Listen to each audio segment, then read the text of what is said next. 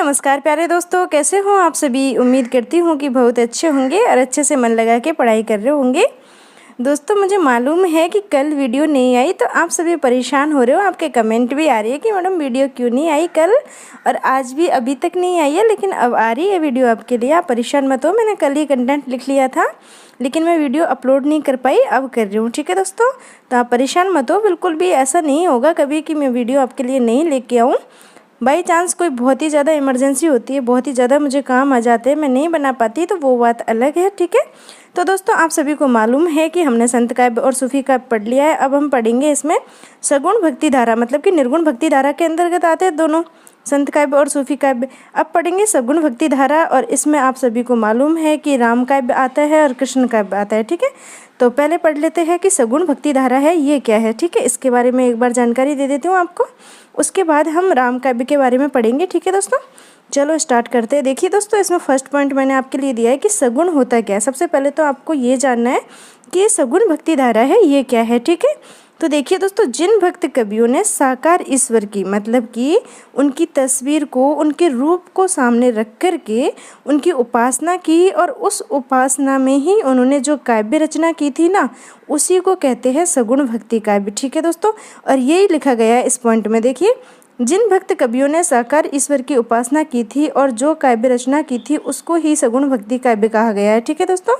तो ये आपको जानना यहाँ पे इम्पोर्टेंट है कि ठीक है, ये सगुण भक्ति काव्य हो गया। आपने निर्गुण में देखा था कि इनका जो ईश्वर होता है वो निराकार होता है, उसका कोई आकार नहीं होता। ठीक है, ये आपको मालूम हो गया सगुण में और निर्गुण में अंतर। ठीक है दोस्तों, देखिए नेक्स्ट पॉइंट, सगुण भक्त कवि अवतारवाद में विश्वास रखते थे। दोस्तों, ये जो सगुण भक्त कवि थे ये अवतारवाद में विश्वास रखते थे। ठीक है दोस्तों, सगुण भक्त कवि ईश्वर की विभिन्न लीलाओं का गायन करते थे। दोस्तों, सगुण भक्त कवि थे, ये ईश्वर की विभिन्न नाना प्रकार की जो लीलाएं हैं उनका गायन करते थे। ठीक है, देखिए नेक्स्ट पॉइंट पढ़िए, इसमें लास्ट वाला पॉइंट, सगुण भक्ति के प्रवर्तक का श्रेय वैष्णव भक्तों को दिया जाता है। देखिए दोस्तों, सगुण भक्ति का जो प्रवर्तन है ना, इनका जो प्रवर्तन किया है उसका श्रेय किसको दिया जाता है, वैष्णव भक्तों को दिया जाता है। ठीक है दोस्तों, ये आप याद रखना, काफ़ी इंपॉर्टेंट पॉइंट है ये।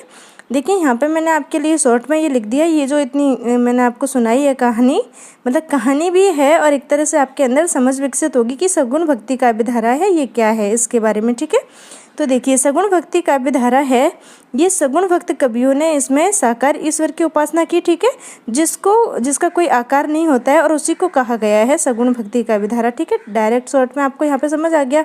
और इन्होंने अवतारवाद में विश्वास किया है। ठीक है दोस्तों, ईश्वर के जो अलग अलग रूप है उनका इन्होंने वर्णन किया, उनकी लीलाओं का, और सगुण भक्ति के जो परिवर्तन का श्रेय दिया जाता है वो वैष्णव भक्तों को दिया जाता है। ठीक है, यहाँ तक की कहानी आपको समझ में आ गई। चलो अब आगे पढ़ते हैं।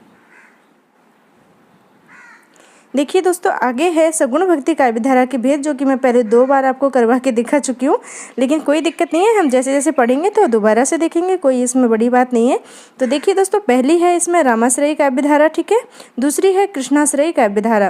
तो ये सब बात आपको मालूम है, रामाश्रयी को राम काव्य भी बोलते हैं, कृष्णाश्रयी को कृष्ण काव्य भी बोलते हैं। ठीक है दोस्तों, और आप सभी को मालूम है कि राम काव्य है, इसके जो प्रवर्तक है, ठीक है दोस्तों, जो प्रतिनिधि कवि है वो है तुलसीदास जी, और कृष्ण काव्य के है सूरदास जी। ठीक है, ये दोनों पॉइंट आपको याद है।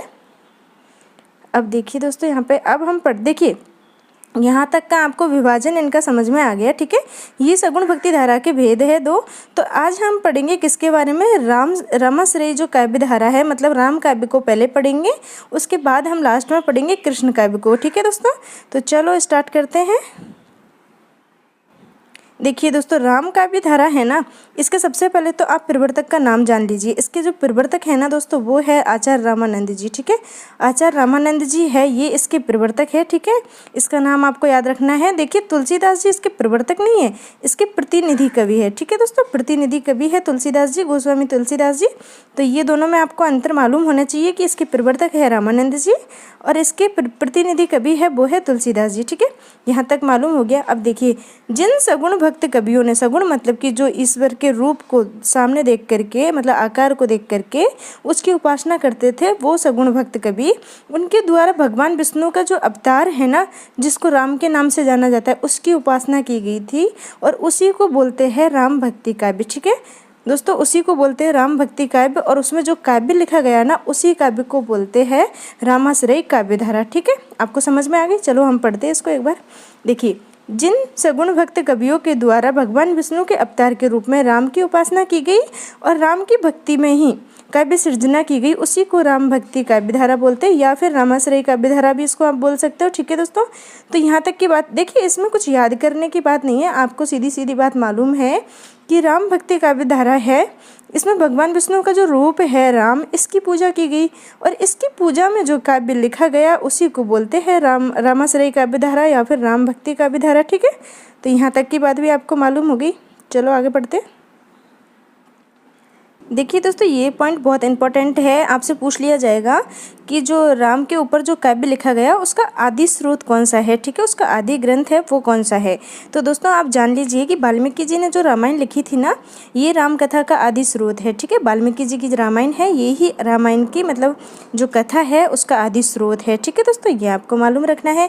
देखिए, ये काफ़ी सभी पॉइंट यहाँ पे बहुत इंपॉर्टेंट है, मैंने जो इंपॉर्टेंट नहीं है उसको यहाँ पे लिखा ही नहीं है। ठीक है, महाभारत के शांति पर्व, द्रोण पर्व और अरण्यक पर्व, ठीक है, अरण्यक पर्व है, इसमें वाल्मीकि रामायण की कथा मिलती है। कौन कौन से में? शांति पर्व में, द्रोण पर्व में और अरण्यक पर्व है इसमें। ठीक है दोस्तों, इसमें वाल्मीकि रामायण है, इसकी कथा मिलती है। ठीक है, ये आपको याद हो गया।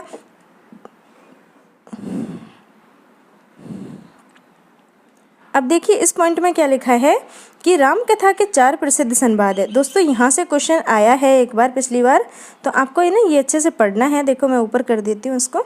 देखिए यहाँ से क्वेश्चन है ना, पिछली साल आया है, हालांकि नेट जेआरएफ में नहीं आया, किसी और एग्जाम में आया, लेकिन यहाँ भी आ सकता है जब कहीं और आया है तो। देखिए इसमें आपसे क्या पूछा गया कि इन चारों में से कौन सा राम कथा का मतलब संवाद नहीं है। ठीक है, संवाद नहीं है या फिर कौन से ने व्याख्या नहीं की है, इस तरह से 2-3 तरह से क्वेश्चन पूछ लिया जाएगा। तो देखिए आप यहाँ पे सुन लीजिए कि कौन कौन से यहाँ पे संवाद हुए हैं।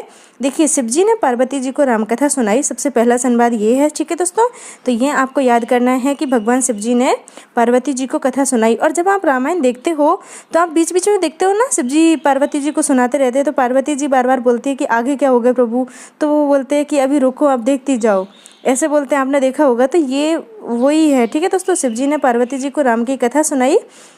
काकभूसुंडी ने गरुड़ को रामोपख्यान सुनाया। दोस्तों ये काकभूसुंडी है, इन्होंने गरुड़ को रामोपख्यान सुनाया। ठीक है, ये भी आपको याद रखना है। याज्ञवल्क्य है, इन्होंने ऋषि भारद्वाज है इसको सुनाया, याज्ञवल्क्य ने ऋषि भारद्वाज को सुनाया। ठीक है दोस्तों, और तुलसीदास जी ने साधु भक्तों को रामकथा सुनाई। तो ये चारों स्रोत है। तो आपसे अगर क्वेश्चन पूछा जाएगा तो यही पूछा जाएगा कि निम्न में से कौन सा नहीं है। ठीक है, मतलब आपको ये चारों की जानकारी होनी चाहिए। आगे आपको बात समझ में आते? चलो आगे चलते। देखिए दोस्तों, अब हम पढ़ेंगे राम भक्ति काव्य धारा की प्रमुख विशेषताएं कौन कौन सी है, मतलब कि इसमें विशेष बात कौन कौन सी है। ठीक है, देखिए फर्स्ट पॉइंट है यहाँ पे, और फर्स्ट और बहुत ज़्यादा इंपॉर्टेंट पॉइंट है ये कि यह काव्य धारा आदर्शवाद और मर्यादावाद का मतलब मर्यादावाद पर आधारित है। ठीक है, देखिए दोस्तों यहाँ पर ये 2 शब्द आए हैं ना, आदर्शवाद और मर्यादावाद। इनकी अगर मैं व्याख्या करूँ ना तो बहुत ही अच्छी इनकी व्याख्या है। देखिए, भगवान राम को मर्यादा पुरुषोत्तम कहा जाता है। ठीक है, मर्यादा पुरुषोत्तम का मतलब ये होता है कि उन्होंने जो मर्यादाएं अपने जीवन में बनाई, चाहे उनकी ज़िंदगी चली जाए, चाहे उनके प्राण चले जाए, लेकिन वो अपनी मर्यादाओं से, अपने जो उन्होंने नियम बनाए उनसे कभी पीछे नहीं हटे। ठीक है दोस्तों, देखिए मैं आपको बताती हूँ एक संवाद। जब भगवान राम जा रहे थे ना वनवास के लिए, तो सभी लोग जो अयोध्यावासी थे वो उनको रोक रहे थे कि आप रुक जाओ, तो वो रुक नहीं रहे थे। कोई उनके रथों को छुपा रहा था कि किसी भी तरह ये रुक जाए। तो एक वृद्ध पुरुष वहाँ पे आए थे और उन्होंने देखा कि ऐसे गौर से देख रहे थे, तो भगवान राम ने उनको आगे से ही बोल दिया कि अरे आप मुझे रोको मत, जाने दो, मुझे जाना है और जाना ही पड़ेगा। तो उन्होंने कहा कि मैं आपको ना रोकने नहीं आया हूँ, मैं तो ये देखने आया हूँ कि त्यागी पुरुष दिखते कैसे हैं, मर्यादावादी जो पुरुष होते हैं वो दिखते कैसे हैं, मैं तो ये देखने आया हूँ। तो कितनी बड़ी बात वहाँ पे कही गई थी। ठीक है दोस्तों, तो ये आपको मालूम रखनी है। तो हमारा ये जो राम भक्ति काव्य धारा है, इसमें जो सबसे बड़ी विशेषता है ये यही है कि ये आदर्शवाद पर, मतलब ज़िंदगी में जो हमारे आदर्श होते हैं ना, अच्छा चरित्र रखना, अच्छी विशेषताएं अपने अंदर रखना, अच्छे से व्यवहार करना, शिष्टाचार करना, ठीक है, दूसरों का अच्छे से अभिवादन करना, ये सारी चीज़ें हमारी ज़िंदगी में होनी चाहिए। तो इस पर आधारित है राम काव्य, ठीक है, आदर्शवाद पर और मर्यादावाद पर, ठीक है। तो ये आपको मालूम हो गया। देखिए सेकंड पॉइंट में राम भगवान है, इनकी लोकनायक के रूप में स्थापना की गई है, ठीक है दोस्तों, लोकनायक के रूप में इनकी स्थापना की गई है। इसमें अवधी भाषा का अधिक प्रयोग है। अब देखिए दोस्तों, कुछ क्वेश्चन ऐसे हैं और कुछ विद्यार्थी भी ऐसे हैं कि उनको चीज़ों को, मतलब ऐसे नहीं है कि अपने अनुभव के आधार पर उनको समझे, वो क्या करते हैं, उनको रटने लगे रहते हैं। बहुत सारे लोग ऐसे, वो यही पढ़ने लगे रहते हैं कि जो राम काव्य है वो ज़्यादातर अवधी भाषा में लिखा गया, राम काव्य है वो अवधी भाषा में लिखा गया।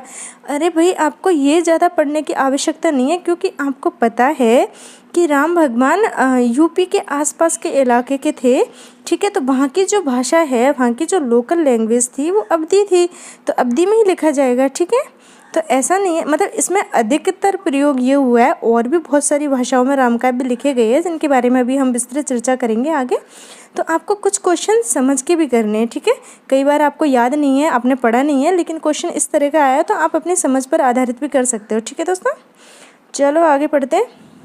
इसके अधिकतर कवियों ने दास्य भाव की भक्ति पद्धति अपनाई है। देखिए इसमें जितने भी कवि हैं उसमें से अधिकतर कवियों ने दास्य भाव की भक्ति अपनाई है, ठीक है दोस्तों।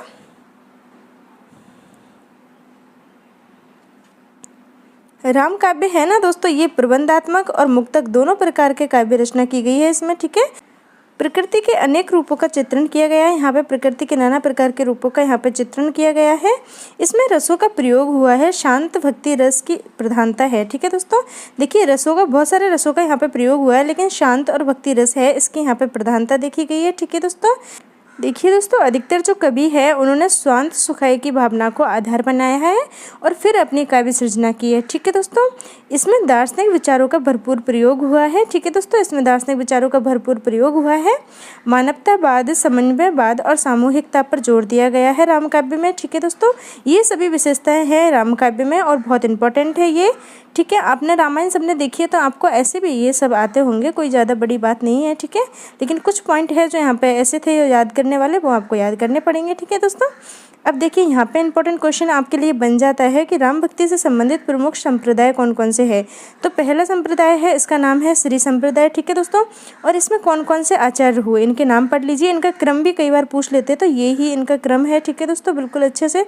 तो देखिए श्री रंगनाथ मुनि है, ठीक है, पुंडरीकाक्ष है, राम मिश्र है, यमुनाचार्य है और रामानुजाचार्य है। और दोस्तों ये रामानुजाचार्य है ना, इनको शेषनाग और लक्ष्मण का अवतार भी माना जाता है, ठीक है। तो यही इनका क्रम है, आप क्रम से इनको लिखना और क्रम से याद करना, इनका क्रम भी पूछ लिया जाता है कई बार, ठीक है दोस्तों। इसके बाद है ब्रह्म संप्रदाय, ठीक है दोस्तों। और इसके जो आचार्य है ना, ये है माधवाचार्य और इसका जो दार्शनिक सिद्धांत है वो द्वैतवाद है, ठीक है दोस्तों, ये भी पूछ लिया जाता है कई बार। और देखिए थर्ड वाला है रामानंदी संप्रदाय, इसके जो आचार्य है वो है रामानंद, ठीक है। यहाँ तक की बात आपने पढ़ ली है अच्छे से। अब हम पढ़ते हैं इसको। देखिए राम कथा पर रचित संस्कृत नाटकों में महाकवि भाष्य के द्वारा लिखा गया नाटक है प्रतिमा नाटक, ठीक है दोस्तों। ये पहला नाटक माना जाता है जो कि राम की कथा पर आधारित है और संस्कृत का नाटक है, ठीक है। और किसके द्वारा लिखा गया, महाकवि भाष्य के द्वारा। नाटक का नाम है प्रतिमा नाटक। दोस्तों यहाँ से क्वेश्चन बनने के चांस है, ठीक है, इसको हम पढ़ लेते हैं एक बार अच्छे से, ठीक है। तो देखिए दोस्तों यहाँ पे क्या पूछा गया है कि गुरु शिष्य परंपरा, इसमें आपको बताना है कि कौन किसका गुरु है। तो आपको सबसे पहले याद रखना है कि ये जो रामानंद है ना, रामानंद किसके गुरु है। तो दोस्तों ये अनंतानंद के गुरु है, ठीक है, अनंतानंद के ये गुरु है रामानंद, ठीक है दोस्तों। तो इस तरीके से मैं एक वो लगा देती हूँ इसमें, तो आप याद रखना, ठीक है। अनंतानंद के गुरु है रामानंद। अब देखिए कृष्णदास पेहारी है, ठीक है दोस्तों, इसके गुरु कौन है, इसके गुरु है अनंतानंद, ठीक है। इस तरीके से आप याद रखिए। अब देखिए कीलदास है दोस्तों, एक नाम है कीलदास और एक नाम है अग्रदास, और इन दोनों के गुरु का नाम क्या है दोस्तों, कृष्णदास पेहारी, ठीक है दोस्तों, इसके गुरु ये है। अब देखिए लास्ट वाले कौन से बचते हैं, लास्ट में बचते हैं नाभादास। नाभादास के जो गुरु है उनका नाम है अग्रदास, ठीक है दोस्तों। और द्वारकानाथ है, इनके गुरु का नाम है कीलदास, ठीक है। इस तरीके से ये क्रम है। इसके अलावा और भी गुरु शिष्य परंपरा बहुत लंबी है, लेकिन ये यहाँ पे इम्पोर्टेंट थे तो मैंने ये यहाँ पे लिख दिए, और बाकी के मैं आपको पढ़ाती चलूँगी, बताती चलूँगी, ठीक है।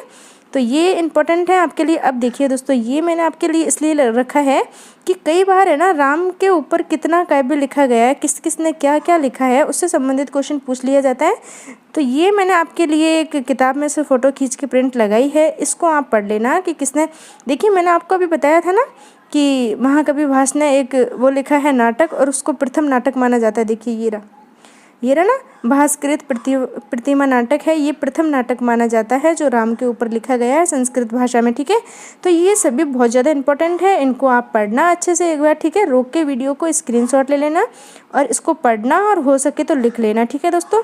ये सभी बहुत इंपॉर्टेंट है, राम भक्ति में चर्चित ग्रंथ है, ठीक है दोस्तों। अलग अलग भाषाओं में लिखे गए हैं, अलग अलग समय में भी लिखे गए थे, ठीक है। तो आप इनको एक बार लिखना और पढ़ना, अच्छे से याद कर लेना, ठीक है।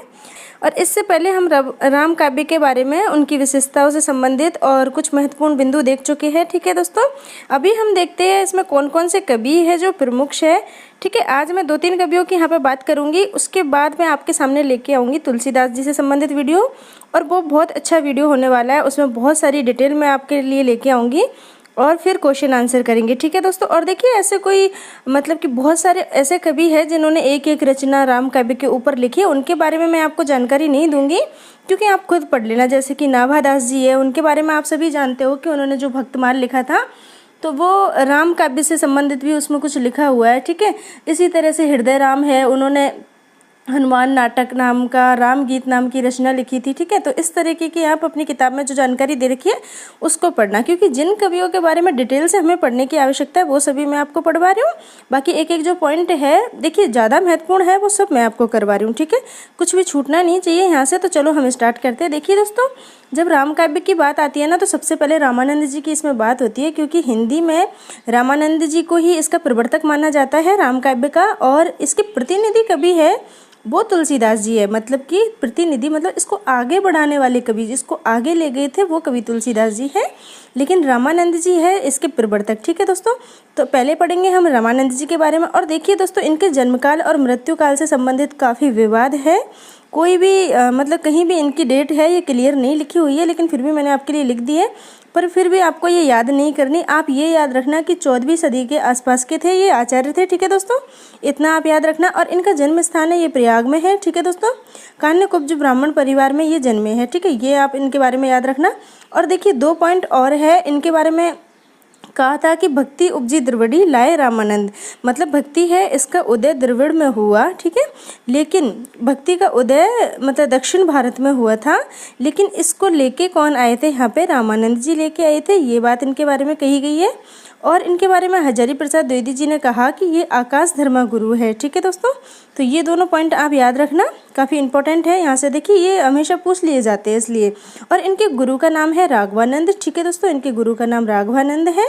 इनके शिष्यों के बारे में जान लेते हैं, कौन है इनके शिष्य। तो दोस्तों यहाँ से बहुत इंपॉर्टेंट क्वेश्चन आपके लिए ये बन सकता है कि निम्न में से कौन सा रामानंद का शिष्य नहीं है। तो आपको इनका नाम मतलब याद होना चाहिए। याद का मतलब ये कि आप 4 ऑप्शन देख के आपको समझ में आ जाए कि हाँ ये उनका शिष्य नहीं है।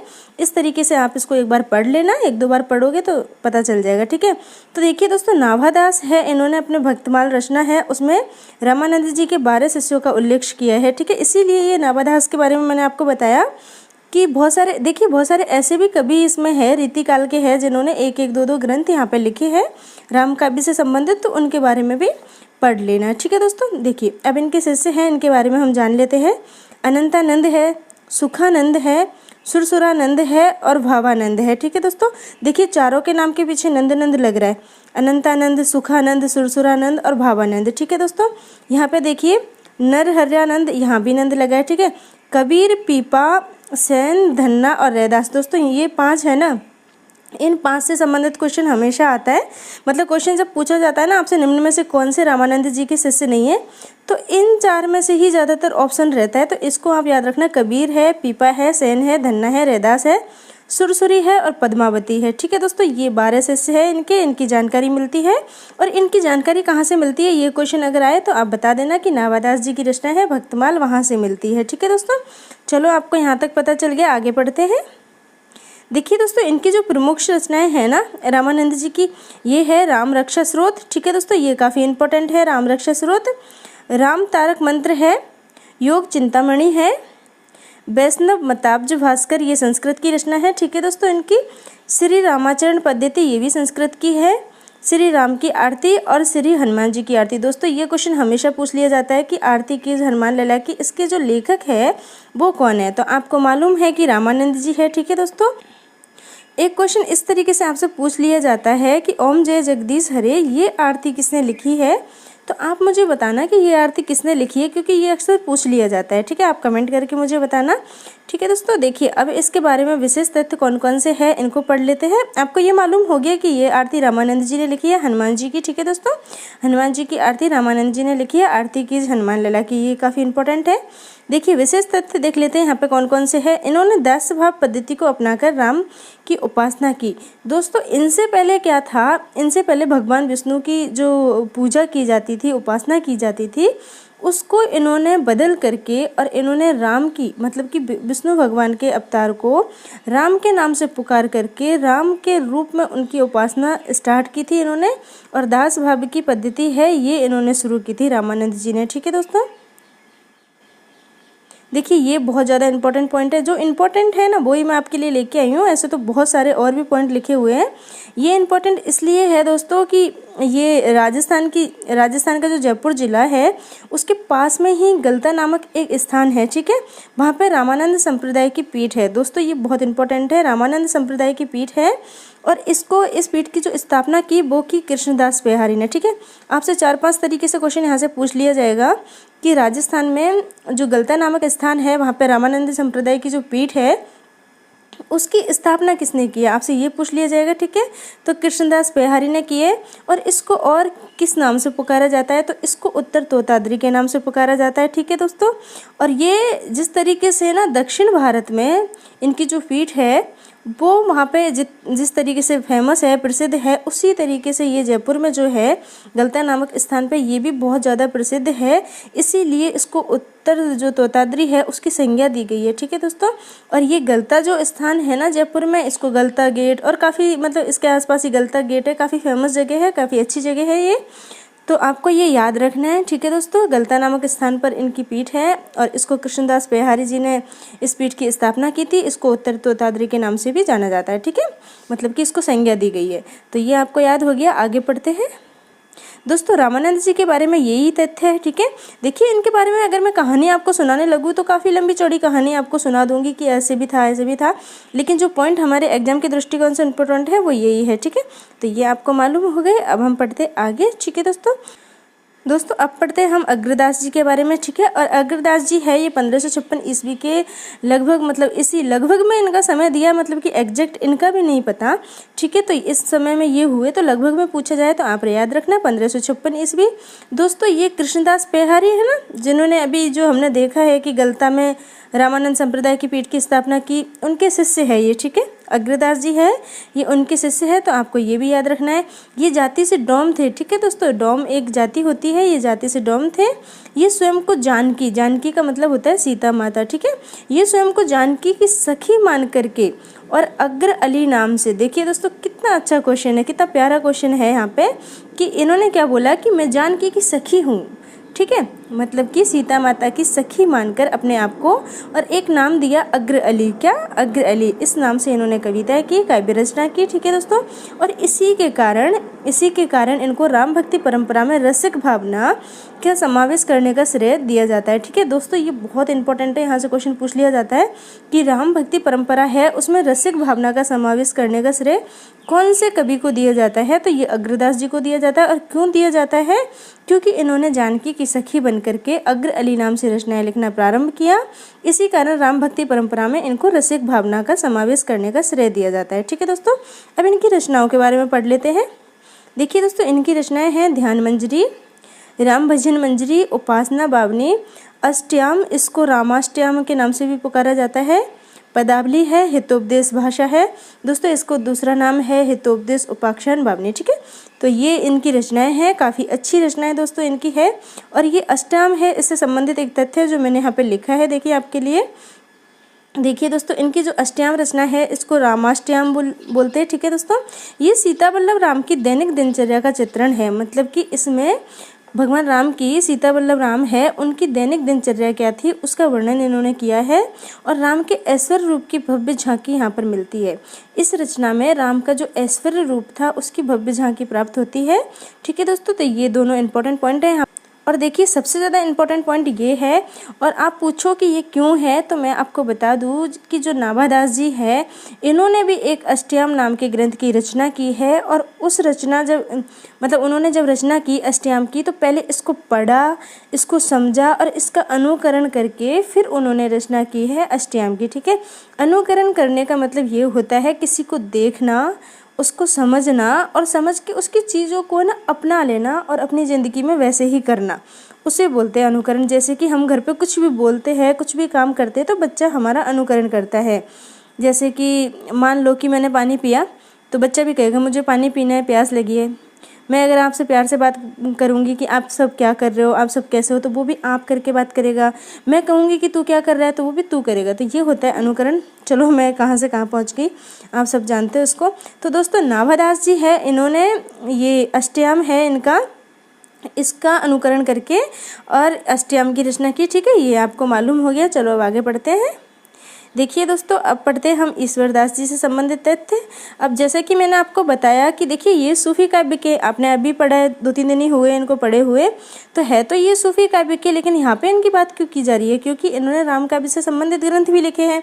ऐसे बहुत सारे कवि है जो रीतिकाल के भी हैं, उन्होंने भी लिखे हैं, तो उनके बारे में सिर्फ 1-1, 2-2 पॉइंट है। ठीक है दोस्तों, तो देखिए इनकी जो सत्यवती कथा है, जो सूफी रचना है इनकी, 1501 ईस्वी में लिखी गई है। इसके आधार पर इनका जो जन्म माना जाता है ना दोस्तों, वो 1480 ईस्वी माना जाता है। ठीक है, ईश्वरदास जी का। तो ये आप याद रखना कि इनका जन्म है वो कौन सी रचना के आधार पर माना जाता है, तो सत्यवती कथा है, इसके आधार पर माना जाता है।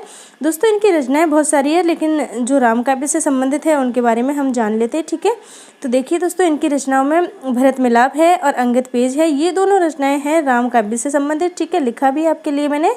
और ये सत्यवती कथा है, इसको आप जानते हो कि सूफी काव्य से संबंधित है। इसके अलावा इनकी एकादशी कथा है, स्वर्गारोहिणी कथा है। ठीक है दोस्तों, तो ये इनकी रचनाएं हैं, लेकिन आपको यहाँ पे ये 2 रचनाएं याद रखनी है। ठीक है दोस्तों, ये आपको ऑलरेडी याद है। ठीक है, भरत मिलाप और अंगद पेज है, ये राम काव्य से संबंधित इनकी रचनाएं हैं। तो दोस्तों ये महत्वपूर्ण तथ्य थे इन कवियों से जुड़े हुए। और भी कवि है जिन्होंने लिखी है 1-1, 2-2 पंक्तियाँ, लेकिन उनके बारे में मैं आपको ज़्यादा नहीं बताऊंगी। अब मैं तुलसीदास जी से संबंधित वीडियो आपके सामने लेके आऊँगी, और वो बहुत मज़ेदार और बहुत अच्छी होने वाली है। जो कि आप कहते हो ना कि कवियों से संबंधित सीरीज़ लाओ, उसी तरह की वो वीडियो होगी। दोस्तों मैं कवियों वाली वीडियो नहीं लेके आ पा रही, क्योंकि उसको बनाने में मुझे 2 दिन लगते हैं और मेरे पास अभी बिल्कुल भी समय नहीं है। जैसा कि आप सभी जानते हो कि मुझे स्कूल के बच्चों के लिए भी वीडियो रिकॉर्ड करके भेजनी होती है। उसके अलावा फर्स्ट पेपर की जो क्लास चला रखी है उसकी वीडियो रिकॉर्ड करनी है। फिर आपकी भी मैं करती हूँ, क्योंकि आपको देखो मैं कुछ भी हूँ ना यहाँ पे, अगर मैं पढ़ा पा रही हूँ अच्छे से, वो तो सब आपकी बदौलत है। आपने इतना प्यार दिया, इतना सहयोग दिया, इतने अच्छे से आप मुझे सुनते हो, पढ़ते हो, तो मैं आप ही की वजह से हूँ जो भी हूँ।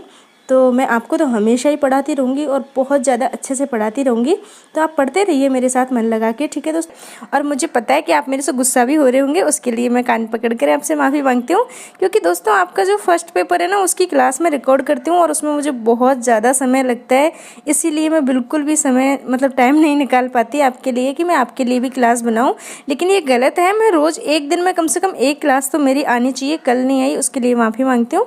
और चलो हम ये वीडियो स्टार्ट करते हैं। इसमें तुलसीदास जी से संबंधित जितनी भी महत्वपूर्ण जानकारी है सभी हम देखेंगे। ठीक है, बहुत ज़्यादा इंपॉर्टेंट है दोस्तों। राम काव्य का सबसे महत्वपूर्ण कवि है तुलसीदास जी, तो इनके बारे में तो हम जानेंगे। इनके 1-1 पॉइंट से क्वेश्चन बनने के चांस रहते हैं। ठीक है दोस्तों, तो देखिए दोस्तों तुलसीदास जी के बारे में कुछ भी आपको जानना है तो उसकी जानकारी हमें कहाँ से मिलती है। ये 2 रचनाएं हैं, एक है मूल गोसाई चरित बेनी माधव दास की है। ठीक है दोस्तों, दूसरी है तुलसी चरित, ये महात्मा रघुबर दास की है। ठीक है, रघुवीर नहीं, रघुबर दास की है। इन दोनों रचनाओं से हमें तुलसीदास जी के बारे में बहुत सारी जानकारियाँ मिलती है। ठीक है दोस्तों, और इन दोनों ही रचनाओं में इनका जो जन्म वर्ष है वो विक्रम संवत 1554 माना है। ठीक है, और जन्म स्थान माना है राजापुर गांव। ठीक है, तो ये चीज़ मिलती है इन दोनों रचनाओं से। बाकी जो इनका जन्म माना है वो 1532 ईस्वी माना है, ईस्वी में देखें तो, और विक्रम संवत में माना है 1589 विक्रम संवत। ठीक है दोस्तों, और ये किसने माना है, किसके अनुसार है, जॉर्ज गेरसन के अनुसार। और माता प्रसाद गुप्त ने भी आधुनिक शोधों में 1589 विक्रम संवत ही माना है। ठीक है दोस्तों, ये आपको मालूम होना चाहिए क्योंकि इस तरीके के क्वेश्चन आपसे पूछ लिए जाएंगे। और दोस्तों तुलसीदास जी का जन्म है ना, ये अभुक्त मूल नक्षत्र में हुआ था। ठीक है, और इस नक्षत्र में इनका जन्म हुआ तो हुआ क्या, जब इनका जन्म हुआ तो ये ऐसे दिख रहे थे जन्म पे जैसे कि एक 5 वर्ष का बच्चा होता है ना, उसकी तरह। और इनके मुंह में दांत भी थे। तो इनके माता पिता ने सोचा कि ये क्या हो गया, मतलब हमारे घर कैसे बच्चे ने जन्म लिया। वो बहुत ज़्यादा परेशान हो गए, चिंतित हो गए। और उन्होंने अपने बच्चे को, इनकी जो माता थी, उन्होंने दासी को दे दिया और उन्हीं ने उसका लालन पालन किया था। और कुछ दिनों के बाद इनकी माता की मृत्यु भी हो जाती है। सारी जानकारी मैं बताती हूँ आपको। ठीक है, तो देखिए दोस्तों, ये आपने पढ़ लिया कि इनका जन्म काल है वो क्या है। ठीक है, अब हम पढ़ते हैं इनके जन्म स्थान के बारे में। तो देखिए दोस्तों, राजापुर है इनका जन्म स्थान उत्तर प्रदेश में। ठीक है, लेकिन इसमें काफ़ी विवाद है। देखिए, आचार्य रामचंद्र शुक्ल के अनुसार और शिव सिंह सेंगर के अनुसार तो ये राजापुर माना गया है। ठीक है, दोनों ने इसका समर्थन किया है। और कुछ इतिहासकार इनका जन्म है वो सोरो एक जगह है उत्तर प्रदेश में, उसको मानते हैं। कौन कौन से इतिहासकार मानते हैं, देखिए दोस्तों, गौरी शंकर द्विवेदी है, रामनरेश त्रिपाठी है, डॉक्टर रामदत्त है और लाला सीताराम है। ठीक है दोस्तों, ये सभी विद्वान है।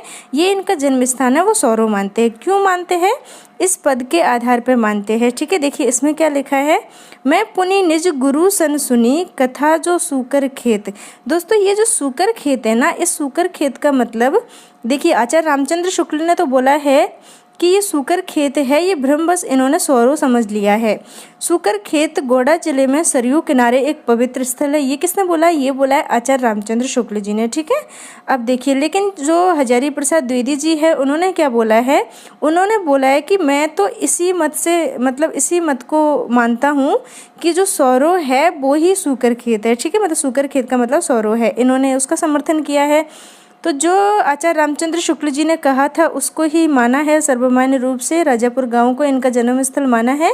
लेकिन ज़्यादातर जो इतिहासकार है, जो ज़्यादातर ये कवि हमारे हैं, इन्होंने सूकर खेत को सौरो ही बताया है कि सौरो नामक स्थान पर इनका जन्म हुआ। ठीक है दोस्तों, तो ये आपको यहाँ पे मालूम हो गया।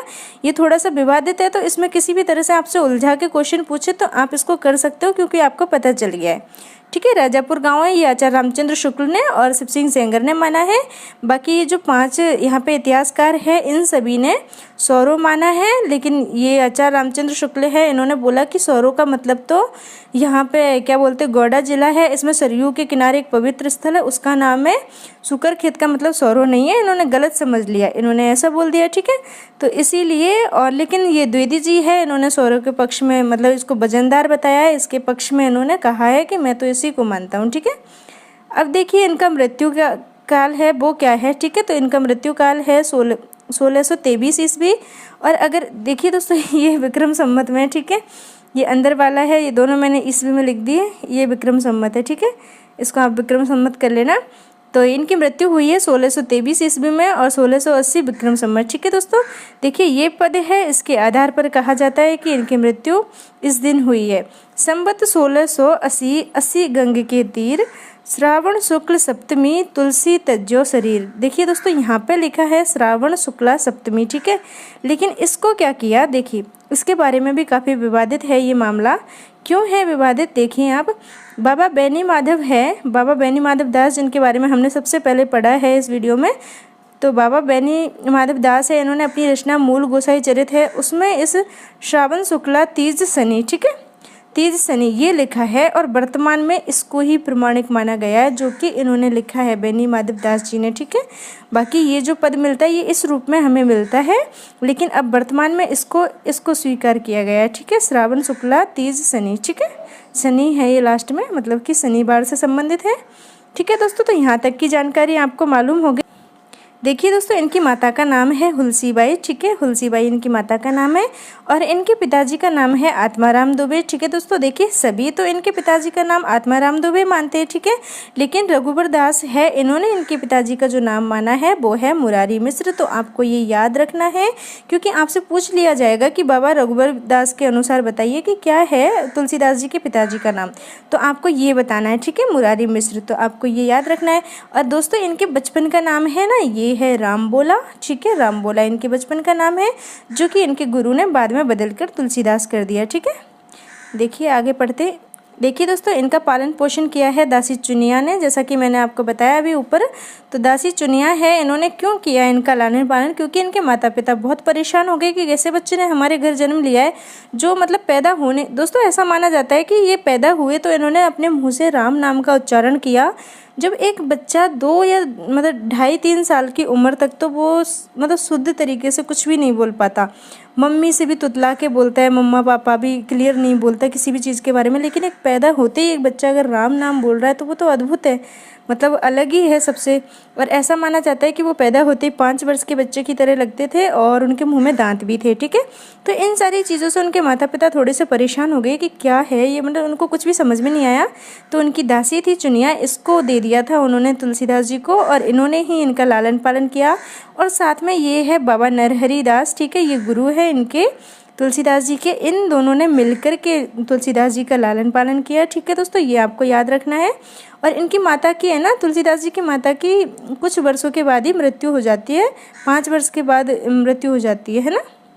और गुरु का देखिए, मुझे एग्जैक्ट नहीं पता 5 वर्ष के बाद ही होती है क्या, तो मतलब कुछ समय के बाद हो जाती है, आप देख लेना और कितने समय के बाद होती है। इनके गुरु का नाम है ना दोस्तों, ये है नरहरि दास, इसको नरहरियानंद भी बोलते हैं, ठीक है। अब देखिए यहाँ पे ये इंपॉर्टेंट पॉइंट है कि ये दूसरा गुरु का नाम लिखा है, मतलब इसका क्या चक्कर है, तो मैं आपको बताती हूँ। ये दूसरे गुरु है। एक बार क्या होता है, इनके ये गुरु है ना नरहरि दास, इनको तुलसीदास जी को लेके कहाँ जाते हैं, उत्तर प्रदेश में एक जगह है काशी, वहाँ पर जाते हैं, ठीक है।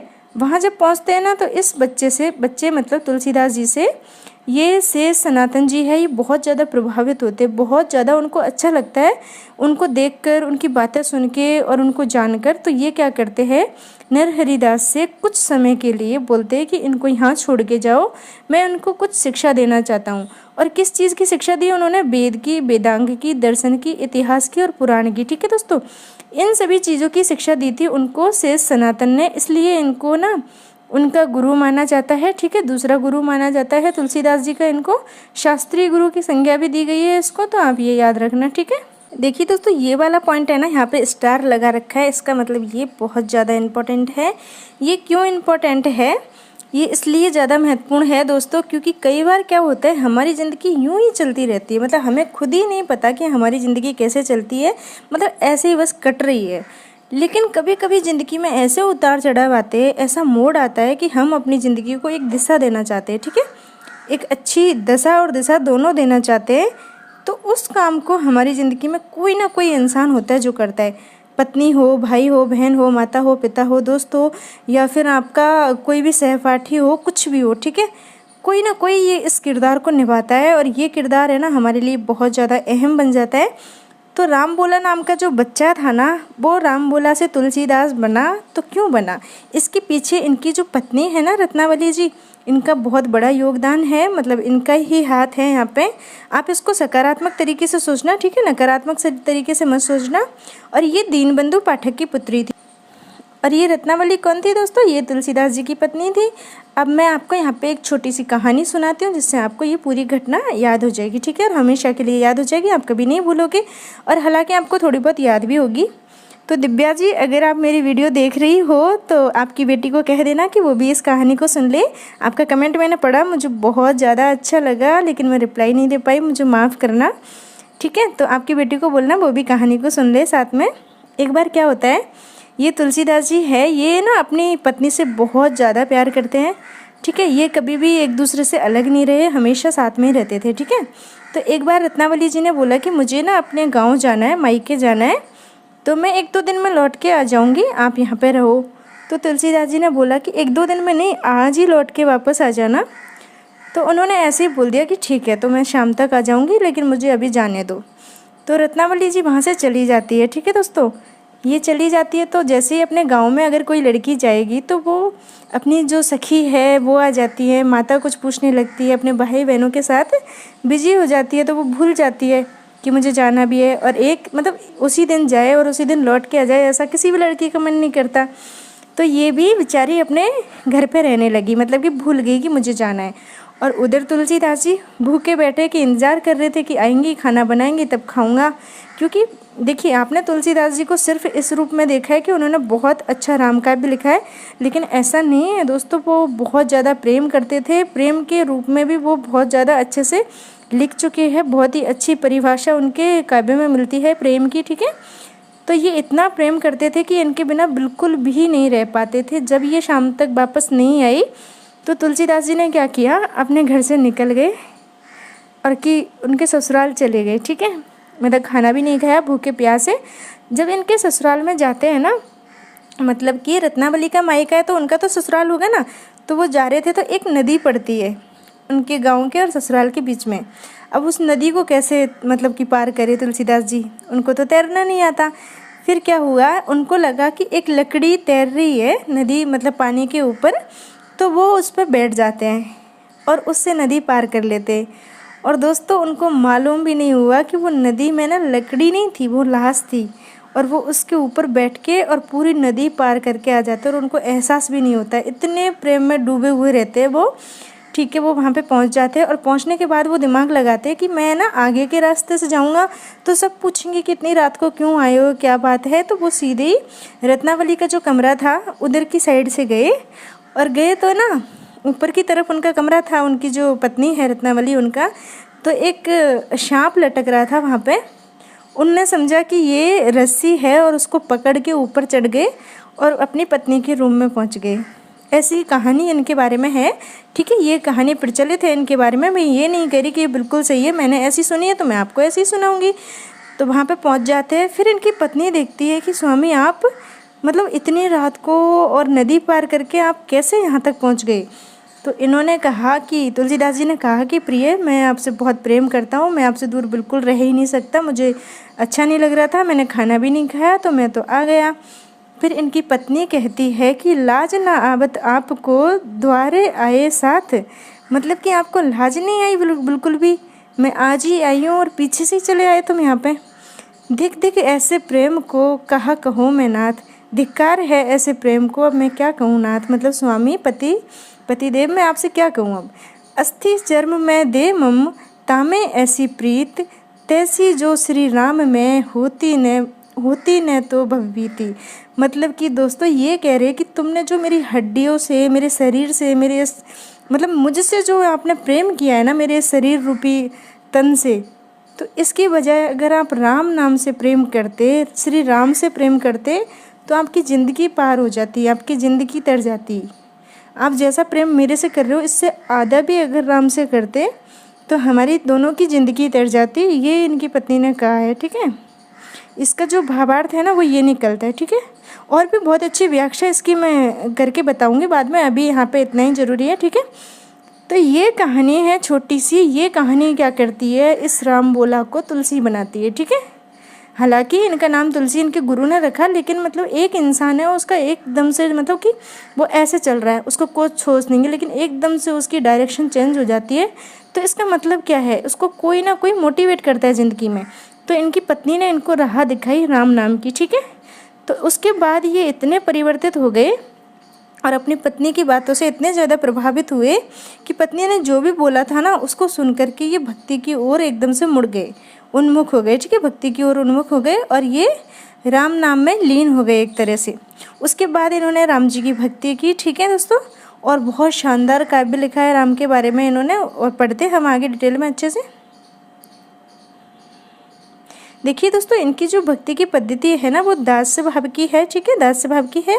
और इनकी प्रमुख रचनाएं हैं ना, इसमें 5 तो बड़ी रचनाएं हैं और 7 छोटी रचनाएं हैं। इस तरीके से टोटल कितनी रचनाएं हो गई, 12, ठीक है। 12 रचनाएं हैं इनकी टोटल। अब देखिए आप है ना, यहाँ पे हो सकता है कि ये जो ईस्वी, ये जो सन मैंने दे रखा है विक्रम संवत में या ईस्वी में, इसमें थोड़ा सा हेर फेर हो सकता है। हर किताब में अलग अलग किताब सबके पास है, तो उनमें तो इसमें आप उलझना मत, आपके पास जो ऑथेंटिक किताब है उसमें से देख लेना, ठीक है। और बाकी मैंने यहाँ पे बिल्कुल सही लिखा है सब कुछ। फिर भी अगर थोड़ा बहुत डाउट हो तो मुझे बताना, मैं ठीक करके फिर से बता दूँगी, ऐसी कोई दिक्कत नहीं है, परेशान मत होना, ठीक है। तो देखिए दोस्तों, ये इनकी 5 सबसे बड़ी रचनाएं हैं। इसमें है राम गीतावली, ठीक है, रामचरितमानस है, विनय पत्रिका है। और दोस्तों ये विनय पत्रिका है ना, ये भगवान राम के द्वार में एक तरह से अनुरोध की गई पत्रिका है, मतलब कि इन्होंने निवेदन किया है किसी चीज़ का, उसके लिए ये लिखी है। तो इसके बारे में भी मैं आपको बताऊँगी। दोहा बली है, कविता बली है, ठीक है। ये 5 रचनाएं हैं, ये इनकी बड़ी बड़ी रचनाएं हैं। तो देखिए राम गीता बली है, इसकी ईस्वी है 1571 ईस्वी, विक्रम संवत भी आप साथ में देखते चलना 1628 विक्रम संवत है, ठीक है। और ये ब्रज भाषा में लिखी गई है। उसी तरीके से रामचरितमानस है, ये 1574 ईस्वी में, ठीक है, विक्रम संवत है 1631 और अवधी भाषा में लिखी गई है, ठीक है दोस्तों। विनय पत्रिका है, ये 1582 ईस्वी में, और विक्रम संवत में देखिए तो लगभग में इसका जो विक्रम संवत मिलता है वो है 1639, ठीक है। और ये ब्रज भाषा में लिखी गई है। दोहा बली है दोस्तों, ये 1583 ईस्वी में, विक्रम संवत देखें तो 1640 विक्रम संवत में ब्रज भाषा में लिखी गई है, ठीक है। कविता बली है दोस्तों, इसको कवित रामायण के नाम से भी जाना जाता है, ठीक है। ये 1612 ईस्वी में लिखी गई है।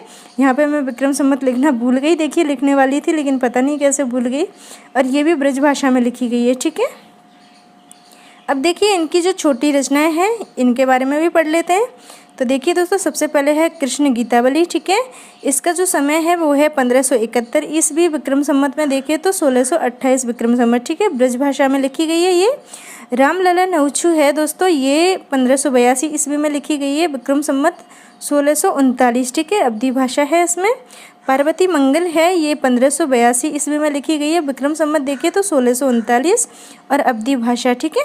जानकी मंगल को देखिए दोस्तों 1582 है, ठीक है, 42 नहीं 82 है, 82, और संवत है इसका 1639, ठीक है, अवधी भाषा में लिखी गई है। वैराग्य संदीपनी है, ये 1612 ईस्वी में, विक्रम संवत देखे तो 1669 विक्रम संवत, ठीक है दोस्तों, ब्रज भाषा में लिखी गई है। रामज्ञ प्रश्नावली है दोस्तों, देखिए ये 1612 ईस्वी में, संवत देखे तो 1669 संवत है, विक्रम संवत, और इसमें दोनों भाषाएं है, ब्रज प्लस अवधी, ठीक है। ये ऐसी रचनाएं हैं जिसमें दोनों भाषाएं एक साथ यूज हुई है।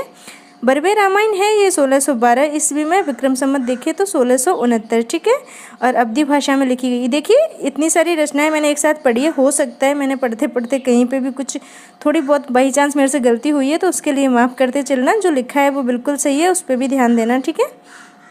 देखिए अब दोस्तों यहाँ पे देखिए इनकी जो रचनाएं हैं ना, इससे संबंधित हर किसी ने अलग अलग तथ्य अपने दिए हैं। मिश्र बंधु ने कुछ कहा है, ठीक है, शिव सिंह सेंगर ने कुछ कहा है, किसी ने कुछ कहा है। तो मैंने यहाँ पे वो तथ्य रखे जो ज़्यादा इम्पोर्टेंट है और जो सभी के द्वारा स्वीकार किए गए हैं, ठीक है। तो देखिए दोस्तों, ये बाबा बेनी माधव दास है, इन्होंने अपनी रचना मूल गोसाई चरित में तुलसीदास जी के ग्रंथों की संख्या 13 मानी है। कितनी? 13, मतलब कि एक ज़्यादा मानी है, और उस एक ज़्यादा में भी कविता बली है, इसके बारे में कोई भी जिक्र नहीं किया है, ठीक है, इसका नाम नहीं लिया है। इसके अलावा इन्होंने 13 मानी है, ठीक है दोस्तों। तो ये आपको याद रखना है। देखिए दोस्तों, ये बहुत ज़्यादा इंपॉर्टेंट है। नागरी प्रचारणी सभा काशी में है, इसमें 37 रचनाओं का उल्लेख मिलता है, ठीक है। तुलसीदास जी की 37 रचनाओं का उल्लेख यहाँ पे है, परंतु 1923 ईस्वी में तुलसीदास के केवल 12 ग्रंथ प्रमाणिक माने गए, ठीक है, इसमें नागरी प्रचारणी सभा में। और क्या किया गया, तुलसी ग्रंथावली के नाम से इसको 2 खंडों में इनकी जो 12 ग्रंथ है उनको प्रकाशित कर दिया गया, ठीक है। खंड 1 और खंड 2 में ये 12 के 12 है, इन सभी को प्रकाशित कर दिया नागरी प्रचारणी सभा काशी ने, ठीक है। तो ये भी आपको याद रखना है। अब देखिए आचार्य रामचंद्र शुक्ल जी वाला भी बहुत इंपॉर्टेंट है। इन्होंने क्या कहा है, देखिए इनका हिंदी साहित्य का इतिहास है, उसमें इन्होंने बोला है। और इनके साथ है लाला सीताराम, इन्होंने भी अपनी किताब है सिलेक्शन फ्रॉम हिंदी लिटरेचर, ठीक है, सिलेक्शन फ्रॉम हिंदी लिटरेचर। इन दोनों ने बोला है कि तुलसीदास जी की 12 रचनाएं ही प्रमाणिक है, ठीक है, मतलब कि इन सभी ने 12 रचनाएं ही प्रमाणिक मानी है अभी तक हमने जिनके बारे में आपको बताया है। तो देखिए दोस्तों, सर्वमान्य रूप से इनकी 12 रचनाओं को ही प्रमाणिक स्वीकार किया गया है, ठीक है, आपको ये मालूम हो गया। अब हम देख लेते हैं इनसे संबंधित और भी जुड़ी हुई महत्वपूर्ण जानकारियाँ। उसके बाद दोस्तों जो नेक्स्ट वीडियो आएगा ना, उसमें इनकी जो 12 रचनाएं ना, एक एक रचना से संबंधित महत्वपूर्ण जानकारी मैं आपको दूंगी, क्योंकि इनका जो क्वेश्चन आता है ना दोस्तों, वो रचनाओं से संबंधित ज़्यादा पूछा जाता है। जैसे कि आपसे पूछ लेंगे रामचरितमानस की रचना कितने समय में हुई थी, कितना समय इनको लगा, कितने उसमें कांड है, कौन से कांड में कौन सी बात कही गई है, इस तरीके के क्वेश्चन पूछे जाते हैं। और यहाँ से भी क्वेश्चन बनने के चांस है, इसलिए पहले मैं आपको ये सारी जानकारी दे देती हूँ, फिर नेक्स्ट वीडियोज़ में सभी रचनाओं से संबंधित महत्वपूर्ण जानकारी आपके सामने लेके आऊँगी, ठीक है। देखिए दोस्तों, ये महत्वपूर्ण जानकारी है, इसमें बहुत ही ज़रूरी तथ्य मैंने आपके लिए रखे हैं, क्योंकि यहाँ से क्वेश्चन पूछ लिया जाता है। जैसे कि हजारी प्रसाद द्विवेदी जी हैं, इन्होंने क्या कहा है तुलसीदास जी के बारे में, ठीक है, तो वहाँ से क्वेश्चन बन सकता है। तो देखिए इन्होंने क्या कहा है, लोकनायक वही हो सकता है जो समन्वय का अपार धैर्य लेकर आया हो। कितनी बड़ी बात इन्होंने कही है कि लोकनायक हम उसी को कह सकते हैं, वही हो सकता है जो समन्वय का अपार धैर्य लेकर आया हो। बहुत बड़ी बात है, मैं अभी अर्थ समझाऊंगी। उनका तो सारा काव्य ही समन्वय की विराट चेष्टा है। अब आपने ये क्वेश्चन तो हमेशा पढ़ा होगा कि तुलसीदास जी के काव्य को समन्वय की विराट चेष्टा किसने बोला है, तो आप हमेशा बोल देते हो हजारी प्रसाद द्विवेदी जी ने बोला है। तो इन्होंने बोला क्यों है दोस्तों, क्योंकि तुलसीदास जी का जो काव्य है या फिर तुलसीदास जी का जो जीवन है ना, उन्होंने हर चीज़ में इतने अच्छे से समन्वय बिठाया, मतलब कि तालमेल ऐसे बिठाया चीज़ों के बीच में। देखिए आप उनकी जो भी रचनाएं पढ़ेंगे ना, सारी रचनाओं के बारे में जब मैं आपको जानकारी दूंगी तो आपको खुद ही एहसास हो जाएगा कि किस तरीके से उन्होंने सारी चीज़ों के बीच में तालमेल बिठाया है, और बहुत ही शानदार काम हिंदी साहित्य में उन्होंने किया है राम काव्य में, ठीक है दोस्तों। इसीलिए इनको समन्वय की विराट चेष्टा का कवि कहा जाता है तुलसीदास जी को। और किसने कहा है, हजारी प्रसाद द्विवेदी जी ने कहा है, ठीक है। देखिए दूसरी बात इन्होंने क्या कही है, अपरिमित धैर्य लेकर एक पुत्र पैदा हुआ जिसने भारत में समन्वय की चेष्टा की। एक ऐसा पुत्र पैदा हुआ जिसके पास बहुत ही शानदार, मतलब कि उसके पास इतना धैर्य है कि आप सोच भी नहीं सकते, मतलब उसको नाप नहीं सकते, ठीक है। ऐसा धैर्य लेकर के वो पैदा हुआ है और उसने समन्वय की चेष्टा की है भारत में। इनका काव्य जीवन की 2 कोटियों को मिलाने वाला है। देखिए कितनी बड़ी बात कही है कि इनका काव्य ऐसा है कि जीवन की 2 कोटियों को मिला दे, ऐसा काव्य इनका। तो ये किसने कहा है, हजारी प्रसाद द्विवेदी जी ने। बहुत ही शानदार बात कही गई है।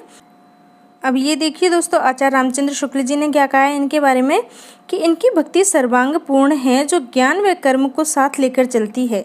देखिए दोस्तों, इनकी भक्ति है ना, वो ऐसी है कि ज्ञान को और कर्म को, सभी चीज़ों को एक साथ में लेकर चलती है। ऐसा नहीं है कि सिर्फ वो भक्ति पर ही जोर दे रहे, ऐसा भी नहीं है कि सिर्फ वो ज्ञान के ऊपर जोर दे रहे, वो कर्म भी कर रहे अपनी ज़िंदगी में और ज्ञान को भी अपने साथ में लेकर चल रहे, सारी चीज़ों को मिला करके और फिर साथ लेकर चल रहे। इसीलिए आचार्य रामचंद्र शुक्ल जी ने कहा कि तुलसीदास जी की जो भक्ति है वो सर्वांग पूर्ण है और ज्ञान व कर्म को साथ लेकर चलती है, ठीक है। ये याद रखना आप, ये पंक्तियाँ देख के डायरेक्ट पूछ लिया जाएगा कि ये किसने कही है और किसके लिए कही है, ठीक है।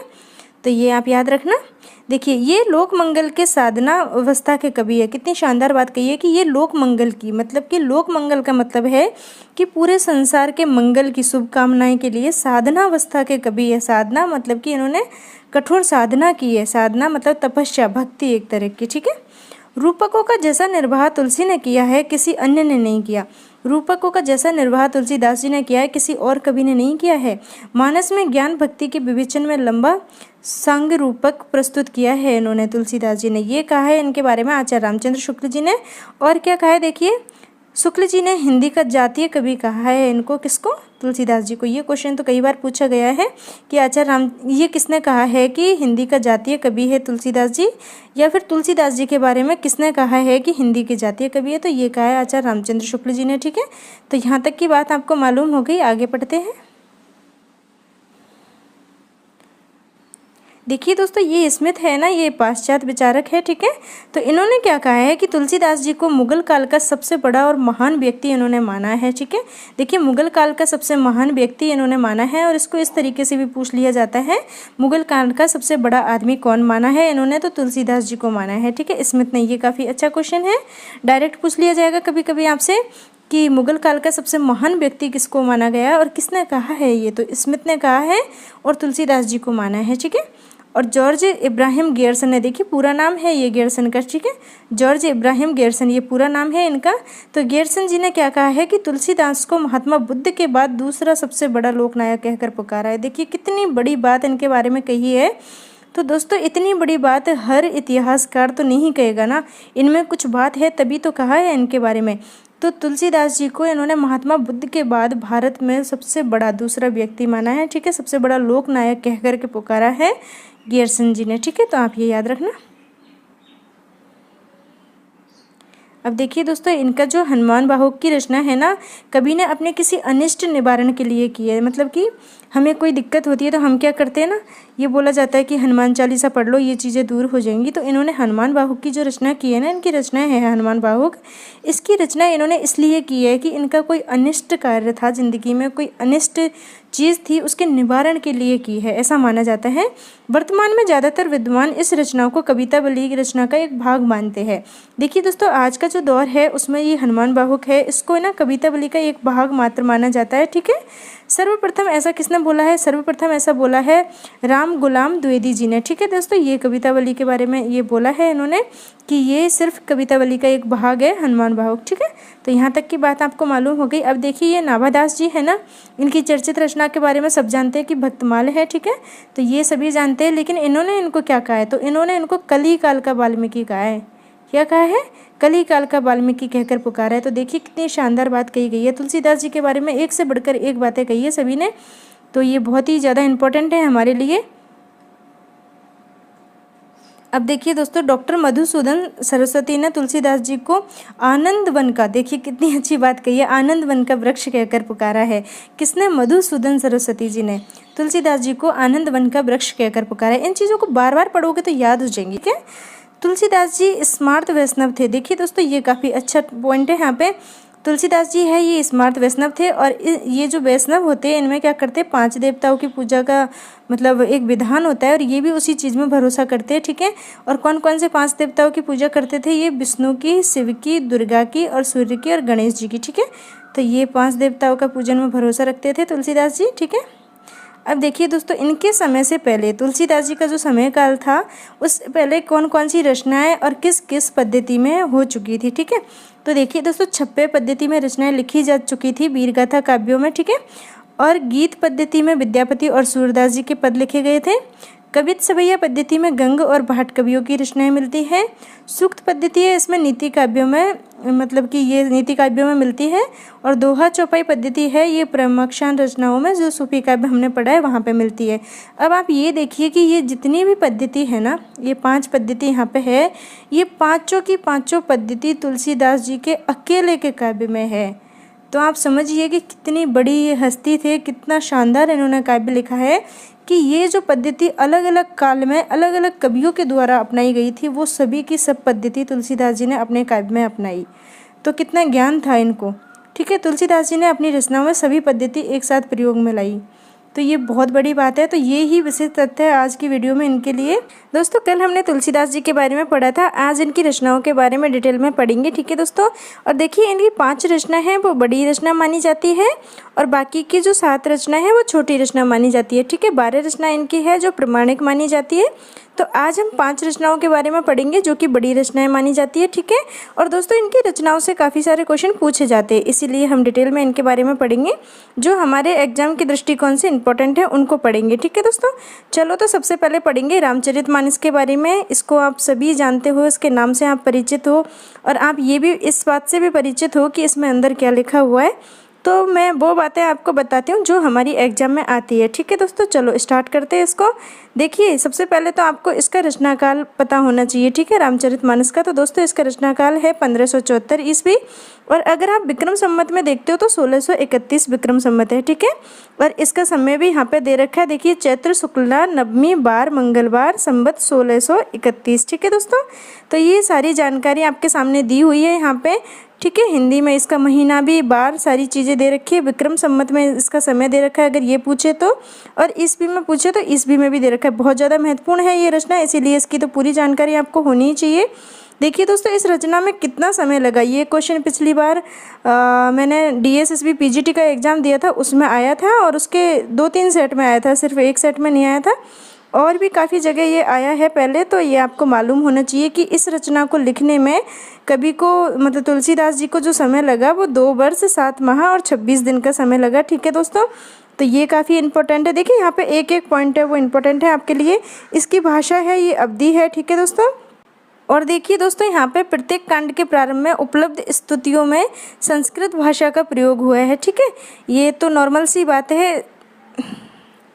और देखिए दोस्तों, प्रत्येक कांड के प्रारंभ में उपलब्ध स्तुतियों में संस्कृत भाषा का प्रयोग हुआ है। ठीक है दोस्तों, रचना शैली जो इसकी है वो है चौपाई प्लस दोहा, दोहा के बाद सोरठा भी आ सकता है। देखिए दोस्तों, चौपाई के बाद या तो दोहा आएगा या सोरठा आएगा, ये इनकी रचना की शैली है, ठीक है, रामचरितमानस की। और इसका जो काव्य स्वरूप है वो कौन सा है, तो दोस्तों ये महाकाव्य है रामचरितमानस, ठीक है, प्रबंधात्मक काव्यागर्त महाकाव्य है, ठीक है दोस्तों। तो ये महाकाव्य की श्रेणी में आता है रामचरितमानस। अब आप देख लीजिए कि इस काव्य का विभाजन कितने तरीके से किया है, ठीक है, मतलब कि इस काव्य को कितने भागों में विभाजित किया गया है, तो मैं आपको बताती हूँ कितने भागों में किया गया है। तो दोस्तों हमारा रामचरितमानस है, इसको 7 भागों में विभाजित किया गया है। और डायरेक्ट कभी कभी तो क्वेश्चन ये पूछ लिया जाता है कि रामचरितमानस को कितने भागों में विभाजित किया गया है। और कभी कभी आपसे ये पूछ लेगा कि इसके जो भाग है, मतलब कि इसके जो कांड है, आप कांड बोल सकते हो, भाग बोल सकते हो, ठीक है दोस्तों। तो इसके जो कांड है इनका क्रम कौन सा सही है, तो ये बिल्कुल क्रम में मैंने आपके लिए लिखा है, तो आपको इनका क्रम भी याद होना चाहिए, ठीक है दोस्तों। बहुत इंपॉर्टेंट क्वेश्चन यहाँ से आपके लिए बन सकता है नेट जेआरएफ में भी, और कोई भी एग्जाम जिसकी भी आप तैयारी कर रहे हो उसके लिए बहुत ज़्यादा इंपॉर्टेंट क्वेश्चन यहाँ से बनेगा और बन सकता है, ठीक है। और पिछली बार भी बना है काफ़ी बार, तो इसलिए आप इसको क्रम को याद रखना। देखिए सबसे पहले बालकांड है, मतलब कि सबसे पहले किसी का जन्म होता है, ठीक है। तो ये जो रचना है ये भगवान राम के जन्म से रिलेटेड है। आप सभी को मालूम है कि राम की कथा है इसमें। तो देखिए सबसे पहले भगवान का यहाँ पे जन्म हुआ, मतलब कि वो बच्चे थे, तो बालक को बाल भी बोलते हैं, ठीक है। बालकांड मतलब कि बच्चे के बारे में पूरी जानकारी, ठीक है दोस्तों, तो बालकांड है। उसके बाद अयोध्या कांड, मतलब कि उसके बाद वो बड़ा हुआ तो अयोध्या में, जहाँ पे उसकी जन्मस्थली है, वहाँ पे इधर उधर घूमा, उसने खूब मस्ती की, खूब खेला, ठीक है दोस्तों। बालकांड के बाद उसका अयोध्या कांड आ गया। इसके बाद आ गया उसका अरण्य कांड। कौन सा दोस्तों, अरण्य कांड। अरण्य कांड का मतलब वो जंगल में गए, ठीक है दोस्तों, अरण्य कांड मतलब कि जंगल में गए।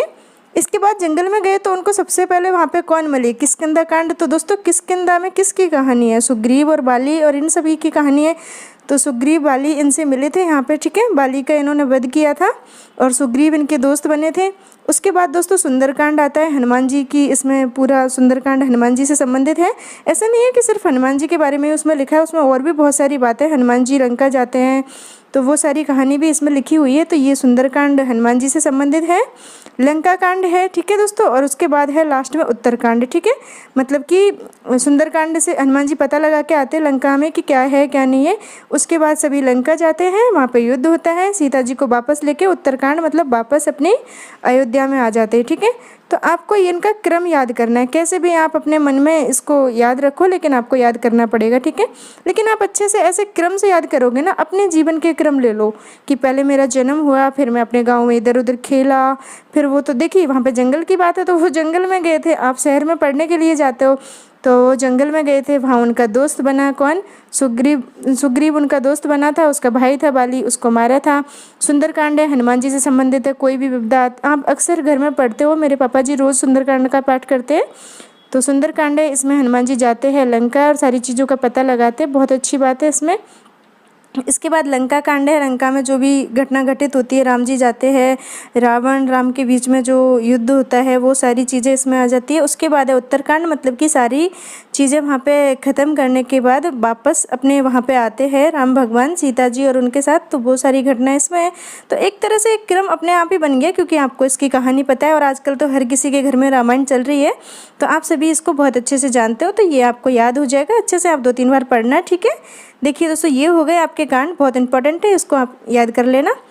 देखिए और है ना, कई बार देखिए मैं आपको बताती हूँ, आपको लगता होगा कि मैडम तो काफ़ी जानती है, पढ़ी लिखी है, तो ऐसा नहीं है। जब शुरू में मैंने हिंदी साहित्य का एग्ज़ाम दिया था ना, तो वहाँ पे पूछा था इसमें कितने कांड है, तो मैं 8 करके आई थी, मतलब मैं गलत करके आई थी। और तभी से मैं मतलब समझ गई कि हाँ भाई इसमें 7 है, क्योंकि हम रामायण के बारे में सब कुछ जानते हैं, राम जी की कहानी जानते हैं, लेकिन क्वेश्चन जब हमारी एग्ज़ाम में आता है और ऑप्शन लिखे रहते हैं आपके सामने 6, 7, 8, 9, 10, तो फिर कभी कभी हो जाता है कि नहीं पता रहता हमें, ठीक है। तो मैं उसमें 8 करके आई थी, मतलब मैं गलत करके आई थी। तो वो बात है ना, वो बिल्कुल सही है कि करत करत अभ्यास के जड़मति होत सुजाना। तो आप ज़्यादा से ज़्यादा पढ़ाई कीजिए, ट्रिक्स के भरोसे मत रहिए, शॉर्टकट के भरोसे बिल्कुल भी मत रहिए। ज़िंदगी में ज़्यादा से ज़्यादा मेहनत कीजिए, सफलता मिलेगी। और एक बार नहीं, बहुत बार आपको बार बार सफलता मिलेगी, ठीक है। तो इसीलिए आप अच्छे से पढ़ते रहिए। देखिए दोस्तों इसमें रस योजना है, उसके बारे में देख लेते हैं। इसमें प्रसंगानुकूल सभी रसों का प्रयोग हुआ है, ठीक है दोस्तों। जितने भी रस है उन्हीं का, मतलब कि जितने भी प्रसंग इसमें आए हैं उनके हिसाब से रसों का प्रयोग हुआ है, लेकिन शांत रस है इसकी प्रधानता है, ठीक है दोस्तों। शांत रस की प्रधानता है यहाँ पे। अब देख लीजिए यहाँ पे अलंकार कौन सा है। ठीक है दोस्तों, तो देखिए सभी अलंकारों का प्रयोग यहाँ पे हुआ है। ठीक है, जैसे सभी रसों का मतलब कि प्रसंग के अनुसार उन्होंने प्रयोग किया है, उसी तरीके से सभी अलंकारों का भी प्रयोग हुआ है, लेकिन अनुप्रास अलंकार है इसकी अधिकता है। ठीक है दोस्तों, तो आपको मालूम हो गया कि शांत रस की प्रधानता ज़्यादा है, मतलब ये ज़्यादा है अधिक यहाँ पे, और अनुप्रास अलंकार है इसकी भी अधिकता है। ठीक है, तो ये दोनों आपको मालूम हो गया, अलंकार भी रस भी। दोस्तों अब पढ़ लेते हैं हम मार्मिक स्थल के बारे में। ठीक है, मतलब कि इस रचना में ऐसे ऐसे स्थल कौन से जहाँ पे कुछ ना कुछ घटना ऐसी घटित होती है जो हमारे दिल को छू जाती है। ठीक है, मतलब कि हमारे दिल में जगह बना लेती है, दिल में घर बना लेती है। वो वाली घटना कौन कौन सी है जो बहुत ही ज़्यादा मतलब अच्छी है। ठीक है, तो उनके बारे में पढ़ लेते हैं कौन कौन सी है। तो देखिए दोस्तों, सबसे पहली घटना है पुष्प वाटिका में राम व सीता का मिलन। ठीक है, सबसे पहले राम भगवान और सीता जी मिलते हैं पुष्प वाटिका में, ये घटना है, ये मार्मिक स्थल है। ठीक है, इस रचना का। और राम वनगमन, राम जी जब वन को जाते हैं तो उस समय पे क्या होता है, हर किसी की मतलब अयोध्या वासी है उनके हर किसी की आंखों में आंसू होते हैं। कोई भी नहीं चाहता कि उनका राजा जाए, कोई उनके रथ को छुपा देता है, कोई बहाने मारता है कि ये नहीं जाए, किसी भी तरह रुक जाए। लेकिन अच्छा, आपसे क्वेश्चन पूछती हूँ, आप बताना मुझे कमेंट में कि राम जी वन को क्यों गए? वो चाहते तो वो रुक जाते। ठीक है, वो चाहते तो वो, मान लो कि हमको कोई कह दे कि तुम्हें ये काम करना है, तो हम तो बहाने ढूंढेंगे कि कोई भी ऐसा बहाना मिल जाए कि हमें मतलब रुकने का मौका मिल जाए। तो वो चाहते तो वो भी रुक सकते थे, लेकिन वो क्यों गए? तो आप इस क्यों का आंसर मुझे बताना। नहीं, चलो मैं ही बता देती हूँ। ठीक है, इतना क्या आपके लिए कमेंट करने के लिए छोड़ना। तो दोस्तों वो इसलिए राम जी वन को गए क्योंकि वो नहीं चाहते थे कि आने वाली पीढ़ियाँ उनसे ये सीखे कि अपने जो पापा ने आदेश दिया है, जो हमारे बड़ों ने आदेश दिया है, उससे मुकरा जाए, उसकी अवहेलना की जाए। वो चाहते थे कि मैं ऐसे आदर्श प्रस्तुत करके जाऊं, ऐसे आदर्श बना के जाऊं ताकि लोग उस मतलब उन चीज़ों का अनुसरण करें।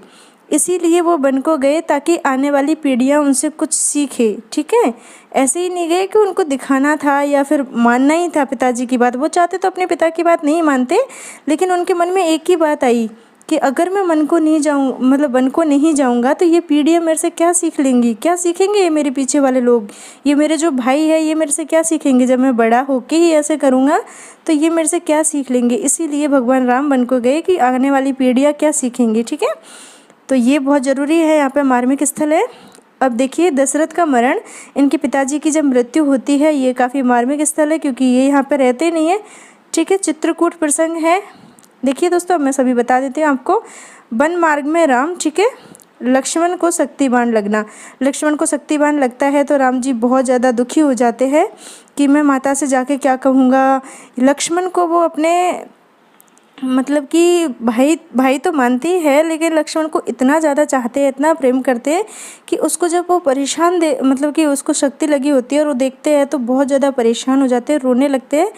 तो ये दिखाया गया है इसमें। ठीक है, तो ये जो 6 दृश्य है ये काफ़ी मार्मिक स्थल है। आपसे पूछ लिया जाए कि निम्न में से कौन कौन, मतलब कि ऐसे पूछेंगे आपसे आएगा तो कि निम्न में से कौन सा मार्मिक स्थल नहीं है, तो आपको मालूम है कि कौन कौन से है, तो नहीं होगा उसको आप आराम से कर दोगे। ठीक है, चलो ठीक है दोस्तों, आगे पढ़ते हैं। देखिए छंद विधान के बारे में पढ़ते हैं, कौन सा छंद है इसमें।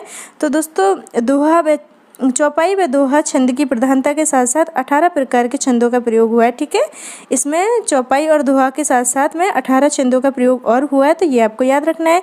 देखिए इस रचना को उत्तर भारत की बाइबल भी कहा जाता है। कितनी बड़ी बात इस रचना के लिए कहा गया है कि उत्तर भारत की बाइबल इसको कहा जाता है। ठीक है दोस्तों, अब पढ़ते हैं हम विनय पत्रिका के बारे में। ठीक है, और इसको राम विनयवली के नाम से भी जाना जाता है। कई बार आपसे पूछ लिया जाए कि विनय पत्रिका को और कौन से नाम से जाना जाता है, तो आप ये याद रखना। ठीक है, राम विनयवली के नाम से जाना जाता है। दोस्तों कहा जाता है कि तुलसीदास जी ने इसकी रचना इसलिए की क्योंकि रात में उनके सपने में यमराज जी आए थे कि तुम्हारी मृत्यु का समय समीप आ गया। इस तरीके से उनको मतलब कि एहसास हुआ, उन्होंने कुछ बोला या फिर जो भी है उनके सपने में आए थे सुबह सुबह। तो फिर उन्होंने हनुमान जी का आग्रह किया, उनकी प्रार्थना की, भक्ति की। तो हनुमान जी उनके सामने आए और हनुमान जी ने उनको कहा कि ऐसा कीजिए, आप एक अनुरोध कीजिए। और अनुरोध कैसे करोगे, जो लिखता है तो वो तो लिख के ही करेगा ना। तो उन्होंने कहा कि आप लिखिए विनय पत्रिका को, मतलब विनय पत्रिका नाम बाद में दिया, उन्होंने कहा कि आप अनुरोध कीजिए तो उसका नाम विनय पत्रिका ही होगा। ठीक है, तो आप अनुरोध कीजिए राम जी से कि मेरा समय समीप आ गया है, मुझे मुक्ति दीजिए और मुझे अपनी शरण में स्थान दीजिए। तब तुलसीदास जी हनुमान जी की बात सुन के विनय पत्रिका की रचना करते हैं और उसको भगवान राम की जो तस्वीर होती है, उनके सामने जो मूर्ति होती है, उसके चरणों में रख देते हैं और भगवान राम को उसे समर्पित कर देते हैं। ठीक है, उसको अर्पित कर देते हैं उनके चरणों में। तो इसलिए इसकी रचना इन्होंने की है तुलसीदास जी ने, ऐसा माना जाता है। ठीक है दोस्तों, चलो आगे बढ़ते हैं इसके बारे में और कौन कौन से तथ्य है। देखिए इसकी रचना काल है, ये है 1582 ईस्वी। ठीक है, विक्रम संवत में देखोगे तो 1639 विक्रम संवत के आसपास है। ठीक है, देखिए मिथिला यात्रा प्रस्थान के समय लिखी थी ये रचना है ये। ठीक है, इसमें कुल पद है ये कितने हैं तो दोस्तों 279 है। ठीक है, 279 पद इसमें है। इसकी भाषा है ये ब्रज भाषा है। ठीक है, आप इसको याद रखना। अब देखिए इसकी विशेषताएं क्या है, इसके बारे में पहले पढ़ लीजिए। ठीक है, तो देखिए इसकी विशेषताएं कौन कौन सी है। इसमें आत्मनिवेदन का भाव है। ठीक है दोस्तों, आत्मनिवेदन मतलब अपने आप से भी निवेदन हुआ है। इसमें एक तरह से शरणागति की कामना की गई है। ठीक है, शरणागति की कामना हुई है, मन की भर्त्सना हुई है, दैन्य भावना है, तुलसीदास जी के दार्शनिक विचारों की अभिव्यक्ति है। ठीक है, तो दोस्तों इसमें ये सारी विशेषताएं हैं। पूछ लिया जाए कि उनमें से कौन सी विशेषता इनकी इसमें नहीं है विनय पत्रिका में, तो आप इसको ये अगर आपको याद है, इनके बारे में आपको जानकारी है तो आप सही कर दोगे। देखिए दोस्तों इसकी भाषा ब्रज है। ठीक है, प्रधान रस है वो शांत रस है, और रामचरितमानस में भी हमने देखा कि उसमें भी शांत रस था, मतलब सभी रस थे लेकिन प्रधान रस है वो शांत है। ठीक है, इसकी रचना शैली है वो कौन सी है तो गीति शैली है। ठीक है दोस्तों, इसमें गीति शैली है। अब पढ़ लेते हैं महत्वपूर्ण तथ्य कौन कौन से हैं इससे संबंधित, इनके बारे में।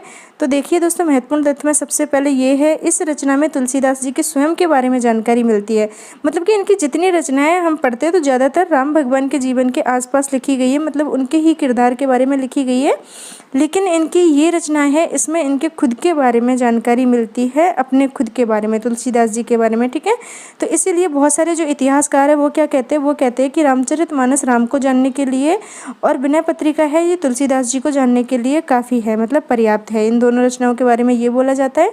ठीक है, और देखिए दोस्तों इसमें है ना 21 रागों का प्रयोग किया है तुलसीदास जी ने, 21 राग है इसमें। ठीक है दोस्तों, देखिए विनय पत्रिका की रचना तुलसीदास जी ने राम जी के दरबार में भेजने के लिए की थी। देखिए राम जी के दरबार में भेजने के लिए की थी, और जिसका उद्देश्य क्या है, कली काल से मुक्ति प्राप्त करना। दोस्तों कली काल का मतलब क्या होता है, कली काल का मतलब है कलयुग। ठीक है, कलयुग मतलब कि जिसमें हम अभी जी रहे हैं, इससे मुक्ति पाने के लिए, मुक्ति मतलब कि इस शरीर को छोड़ करके और अपनी आत्मा को भगवान के पास जाती। देखो हम जैसे कर्म करेंगे उसी हिसाब से हमें स्थान मिलता है वहाँ जाके, ऐसा माना जाता है, सुना है। हकीकत में तो पता नहीं क्या होगा हमारे साथ और क्या हुआ था इससे पहले कुछ नहीं पता।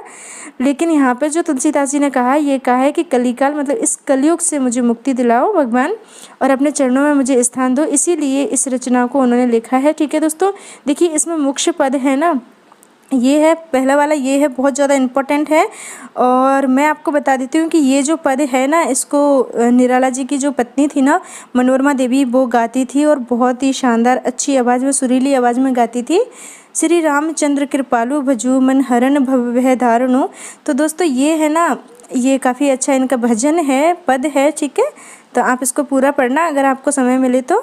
जो निज मन परिहरे विकारा। ठीक है दोस्तों, तो ये दोनों इनके पद है जो इम्पोर्टेंट है, पूछ लिए जाते हैं कि ये पद किसके हैं और कौन सी रचना से लिए गए हैं। ठीक है, तो आप इनके बारे में और अच्छे से पढ़ लेना एक बार। चलो आगे पढ़ते हैं दोस्तों। अब हम पढ़ते हैं गीतावली के बारे में। ठीक है दोस्तों, और देखिए इसकी भाषा के बारे में और इसके रचना काल के समय के बारे में मैं पहले भी सारणी में आपको बता चुकी हूँ अच्छे से, लेकिन फिर भी मैं दोबारा से आपके सामने सारी डिटेल रचना की लेके आ रही हूँ, तो फिर भी लाई हूँ। ठीक है, तो इसका रचना काल है, ये है 1571 ईस्वी। ठीक है, विक्रम संवत में पहले सभी का लिखवा चुकी हूँ, आप वहाँ पे देख सकते हो। कुल पद कितने हैं, 328 है कुल पद इसमें। रचना शैली है ये कौन सी है, गीति काव्य है। देखिए दोस्तों अभी आपने पढ़ा विनय पत्रिका की भी गीति काव्य थी, और रामचरितमानस है वो महाकाव्य की शैली में लिखा गया है। ठीक है दोस्तों, और इसमें प्रधान रस कौन सा है, श्रृंगार रस है, और वो भी वात्सल्य युक्त। ठीक है दोस्तों, ये इसके बारे में हो गई जानकारियाँ। आप पढ़ लेते महत्वपूर्ण तथ्य कौन कौन से इस रचना से जुड़े हुए गीतावली से। तो देखिए दोस्तों इनके जो ये बाबा बेनी माधव दास है, इसके बारे में पहले काफ़ी मतलब पढ़ चुके हैं पहले पार्ट में। तो बाबा बेनी माधव दास है, इनकी रचना है मूल गोसाई चरित। इसमें इन्होंने कहा है कि ये तुलसीदास जी की प्रथम रचना है, मतलब कि ये जो रचना है इसके बारे में बोला है कि ये तुलसीदास जी की प्रथम रचना है। और किसने बोला है, बेनी माधव दास ने। तो अगर आपसे पूछ ले कि किसने कहा था कि ये इनकी प्रथम रचना है, तो आप याद रखना बेनी माधव दास ने कहा अपनी रचना में मूल गोसाई चरित में। ठीक है, और मैंने आपको बताया था ना कि मूल गोसाई चरित है और उनके बारे में बताया कि इससे मतलब तुलसीदास जी के बारे में, जीवन के बारे में काफ़ी कुछ मालूम होता है। ठीक है, इस रचना में कोई मंगलाचरण नहीं है। ठीक है दोस्तों, इसमें मंगलाचरण नहीं है। इस ग्रंथ का आरंभ राम के जन्मोत्सव से होता है। इस ग्रंथ का आरंभ है वो राम के जन्म से होता है। ठीक है दोस्तों, यह सम्यक ग्रंथ के रूप में न लिखी जाकर के स्फुट पदों के रूप में लिखी गई है। ठीक है दोस्तों, ये सम्यक ग्रंथ के रूप में नहीं लिखी गई है, ये छोटे छोटे जो स्फुट पद होते हैं उनके रूप में लिखी गई है। देखिए, इस रचना के अनेक पदों में सूरसागर की समानता देखने को मिलती है। मतलब कि इस रचना में बहुत सारे पद ऐसे हैं जिसमें सूरसागर जो उसके सूरदास जी के द्वारा लिखा गया है उसके बीच में और इसके बीच में समानता मिलती है। ठीक है दोस्तों, और इसमें 21 रागों का प्रयोग हुआ है। कितने रागों का? 21 रागों का। ठीक है दोस्तों, अब पढ़ते हैं हम दोहाबली के बारे में। ठीक है, और दोहाबली का रचनाकाल है 1583 ईस्वी और इसके बारे में ये विशेष तथ्य है जहाँ से क्वेश्चन पूछ लिया जाता है। इस रचना में कुल 573 दोहे हैं। ठीक है दोस्तों, 573 दोहे हैं। इसमें चातक के माध्यम से प्रेम की अनन्यता का चित्रण किया गया है। दोस्तों, ये काफ़ी इंपॉर्टेंट पॉइंट है, ये कई बार पूछ लिया जाता है कि कौन सी रचना है तुलसीदास जी की जिसमें चातक के माध्यम से प्रेम की अनन्यता का चित्रण हुआ है। तो दोस्तों, चातक के माध्यम से हुआ है और दोहाबली रचना में हुआ है तुलसीदास जी की में। ठीक है, तो आप याद रखना है इसको। दोस्तों, अब हम कवितावली के बारे में पढ़ते हैं। ठीक है, और कवितावली का रचनाकाल है वो है 1612 ईस्वी के लगभग। रचना शैली है ये कवित सवैया शैली में लिखी गई है। कुल पद कितने हैं? 325 पद है दोस्तों, छंद नहीं है, पद है। ठीक है, गलती से लिख दिया है, 325 पद है इसमें। भाषा ब्रज भाषा है। देखिए, प्रधान रस कौन कौन से हैं इनके बारे में आपको बता देती हूँ मैं। तो दोस्तों, इसमें जो प्रधान रस है वो है वीर रौद्र, परंतु इसमें भयानक रस है, इसका वर्णन अद्वितीय है, मतलब कि बहुत शानदार वर्णन किया गया है भयानक रस का, तो इसको भी आप याद रखना। ठीक है दोस्तों, प्रधान जो छंद है वो कौन सा है? कवित, सवैया, छप्पे और झूलना। ठीक है दोस्तों, ये इनके प्रधान छंद है। रचना स्थल है वो है सीतावट के तट पर। ठीक है दोस्तों, काव्य विभाजन इसका है 7 कांडों में, रामचरितमानस की तरह ही है। सबसे बड़ा कांड है वो कौन सा है दोस्तों? उत्तरकांड है। ठीक है, उत्तरकांड सबसे बड़ा कांड है इसमें। अब देखिए, विशेष तथ्य कौन कौन से हैं इस रचना से संबंधित, इसको देख लेते हैं। तो दोस्तों, कुछ इतिहासकार है वो इसको तुलसीदास जी की अंतिम रचना मानते हैं। ठीक है, इस रचना को तुलसीदास जी की अंतिम रचना मानते हैं कुछ इतिहासकार, तो ये काफ़ी इंपॉर्टेंट है। इस रचना में लंका दहन का उत्कृष्टतम वर्णन है। देखिए दोस्तों, इसमें लंका दहन हुआ ना, उसका बहुत ज़्यादा अच्छा वर्णन किया गया है कवितावली में। तो इसमें जब ये वर्णन किया है तो इसके बारे में भी कुछ इतिहासकारों ने क्या बोला है कि इन्होंने अपने जीवन में कोई भयंकर आग है वो अवश्य देखी थी, इसीलिए वो इतिहासकार कहते हैं कि लंका दहन का इतना शानदार इन्होंने वर्णन किया है, क्योंकि इन्होंने अपने जीवन में कोई आग देखी थी और अवश्य देखी थी, मतलब ज़रूर देखी होगी। तो दोस्तों, आज ये 5 बड़ी रचनाएं थी इनके बारे में मैं आपके सामने ये जानकारियाँ लेके आई हूँ। आप इनको पढ़ो और अच्छे से पढ़ो। ठीक है दोस्तों, क्योंकि यहाँ ज़्यादातर क्वेश्चन इनके, इसीलिए आपको इनकी रचनाओं के बारे में तो पढ़ना ही पड़ेगा दोस्तों। ठीक है, इसके अलावा और कोई तो शॉर्टकट है नहीं, क्योंकि शॉर्टकट होता तो मैं आपको ज़रूर बताती, चाहे कोई बताता या नहीं बताता, लेकिन मैं ज़रूर बताती, क्योंकि मेरा जो मेन मकसद है ना इस चैनल पे वो है आप सभी को सफलता दिलाना, और कोई मेरा मकसद नहीं है यहाँ पे। क्योंकि चलो, और आगे की बातें बाद में बताऊंगी आपको। ठीक है, धीरे धीरे जैसे जैसे वीडियो आते रहेंगे अपने बारे में और आपके बारे में बातें होती रहेंगी। ठीक है दोस्तों, देखिए दोस्तों, यहाँ पे जो फर्स्ट रचना है वो है बैरागी संदीपनी। ठीक है, देखिए इसका रचनाकाल है 1612 ईस्वी। रचनाकाल इसका है 1612 ईस्वी। काव्य रूप इसका है मुक्तक, मुक्तक में लिखी गई है। ठीक है दोस्तों, भाषा इसकी ब्रज है। ठीक है, अब देखिए विशेष तथ्य देख लेते हैं, तो ये सबसे ज़्यादा इंपॉर्टेंट है। खुद तुलसीदास जी ने कहा कि ये अखिल ज्ञान का सागर है ये रचना। बैरागी संदीपनी के बारे में तुलसीदास जी ने कहा कि अखिल ज्ञान का सागर है ये रचना।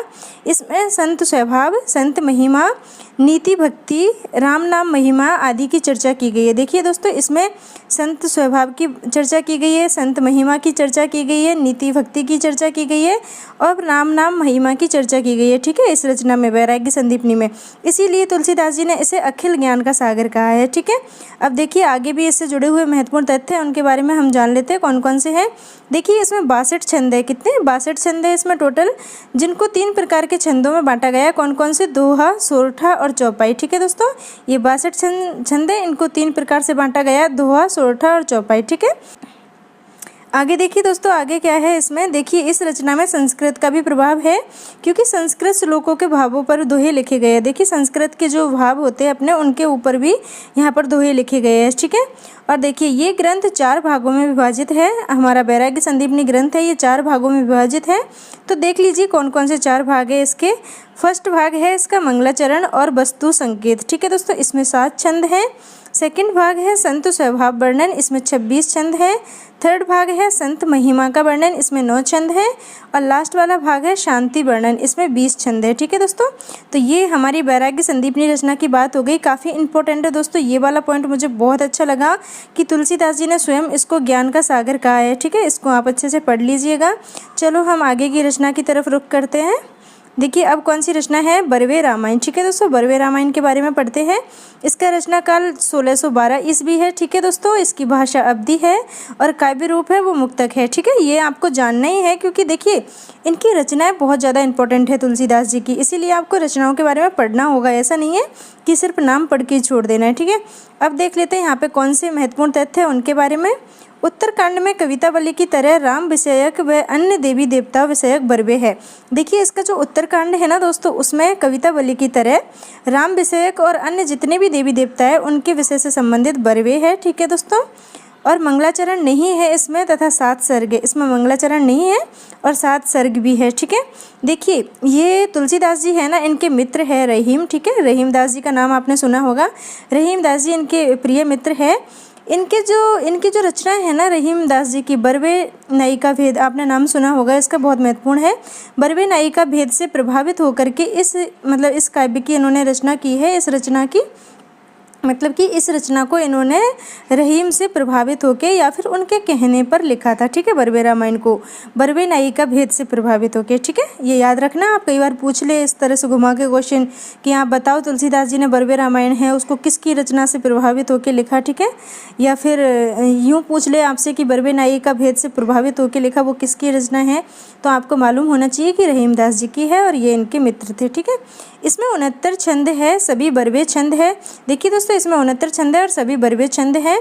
देखिए यह 19 मात्रा वाला मात्रिक छंद होता है। ठीक है, ये 19 मात्रा वाला मात्रिक समछंद है जिसमें क्रम से 12 व 7 मात्राओं की यति होती है। देखिए दोस्तों ये काफ़ी इंपॉर्टेंट बात है कि ये जो छंद है ना बरवे छंद, इसमें 19 मात्राओं वाला मात्रिक समछंद है और इसमें 12 और 7 मात्राओं की यति होती है। ठीक है, तो ये आप याद रखिएगा। चलो आगे पढ़ते।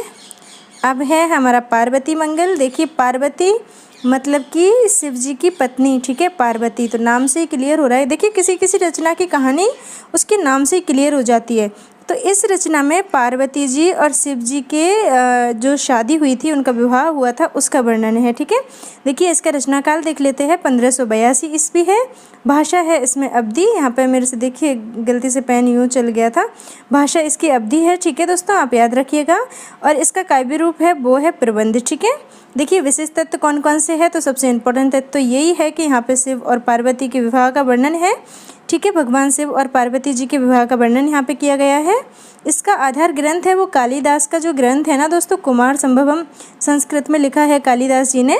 ये इनका आधार ग्रंथ है, मतलब इसको लिखने के पीछे वहाँ से इनको प्रेरणा मिली। ठीक है, कुमार संभव से।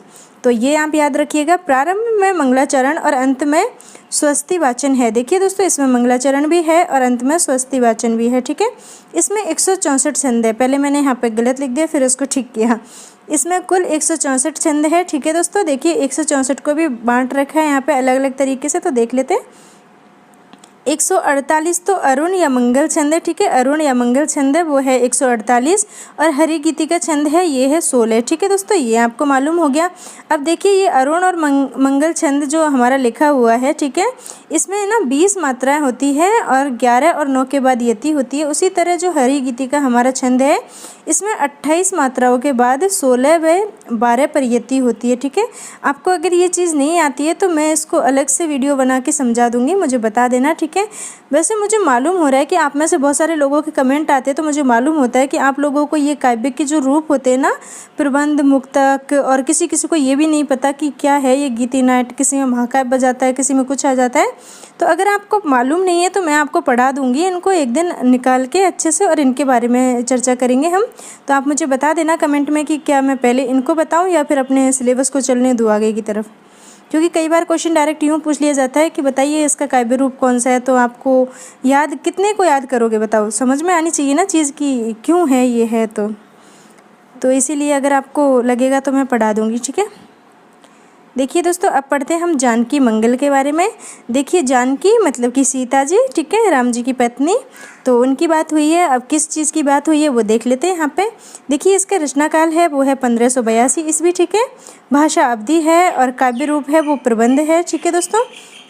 अब देखिए यहाँ पे क्या बात हुई है उसके बारे में देख लेते हैं। राम व सीता के विवाह का वर्णन है। देखिए दोस्तों, जानकी मंगल, ठीक है, पार्वती मंगल था तो शिव और पार्वती जी के विवाह का वर्णन था। यहाँ पे राम और सीता के विवाह का वर्णन है, ठीक है दोस्तों। यहाँ पे थोड़ा सा गैप होना चाहिए था, मैंने पास में ही लिख दिया है राम व सीता, तो अलग सा लग रहा है, ठीक है। राम व सीता के विवाह का वर्णन है। इसका आधार वाल्मीकि रामायण है। देखिए दोस्तों, इसका जो आधार ग्रंथ है वो वाल्मीकि रामायण है। अगर इस तरीके से क्वेश्चन पूछ लें आपसे तो आपको मालूम होना चाहिए, ठीक है, इसलिए मैंने सारी जानकारी यहाँ पे लिखी है। इस रचना का प्रारंभ भी मंगलाचरण से होता है दोस्तों, इसका प्रारंभ भी मंगलाचरण से होता है, ठीक है। देखिए दोस्तों, इस पॉइंट में क्या कहा गया है, रामलला नेहछु, ठीक है, पार्वती मंगल और जानकी मंगल, ये तीनों ही रचनाएं हैं इनकी। इन्होंने कब रचना की है, मिथिला यात्रा में, ठीक है। तुलसीदास जी ने मिथिला की यात्रा में इनकी रचना की है। और कैसे मालूम होता है, इस पद से। तो इस पद में क्या लिखा है, देखिए, मिथिला में रचना किए नेछु मंगल दोय। तो नेछु मतलब कि रामलला नेछु, मंगल, मंगल कौन कौन सी रचनाओं के पीछे, दो ही रचनाओं के पीछे, पार्वती मंगल के पीछे और जानकी मंगल के पीछे। तो मंगल और मंगल के बाद क्या लिख रहा है, दो, दो मतलब दो, ठीक है, दो मतलब कि दोनों मंगल, पार्वती मंगल और जानकी मंगल, मतलब इन तीनों रचनाओं की, समझे आप। अगर आप समझे नहीं तो मैं दोबारा से बताती हूँ, रुको। देखिए ये लिखा है, इसका मतलब है रामलला नेछु, ठीक है। और यहाँ पे लिखा है मंगल दो, मतलब दो मंगल है। कौन कौन से दो मंगल हैं इनकी रचनाओं में, एक तो है पार्वती मंगल और दूसरा है कौन सा, जानकी मंगल, ठीक है। अब बताओ ये कितनी रचना हो गई, एक तो ये हो गई रामलला नेछु और एक हो गई ये पार्वती मंगल और एक हो गई जानकी मंगल, तीन रचना हो गई ना। तो इन तीनों ही रचनाओं की इन्होंने मतलब कि इन्होंने कब लिखा, तो ये मिथिला यात्रा में लिखा, ठीक है। इस पद के आधार पे ये कहा जाता है, तो आपको ये याद रखना है, ठीक है दोस्तों। चलो आगे देखते हैं, आगे क्या है। देखिए इसमें कुल छंद है वो 216 है, ठीक है, और 192 अरुण छंद है और 24 हरि गीतिका है, ठीक है दोस्तों। देखिए 8 अरुण छंदों के बाद एक हरि गीतिका के क्रम को अपनाया गया है, मतलब कि यहाँ पे 8 अरुण छंद आएंगे, उसके बाद एक हरि गीतिका आएगा, ठीक है।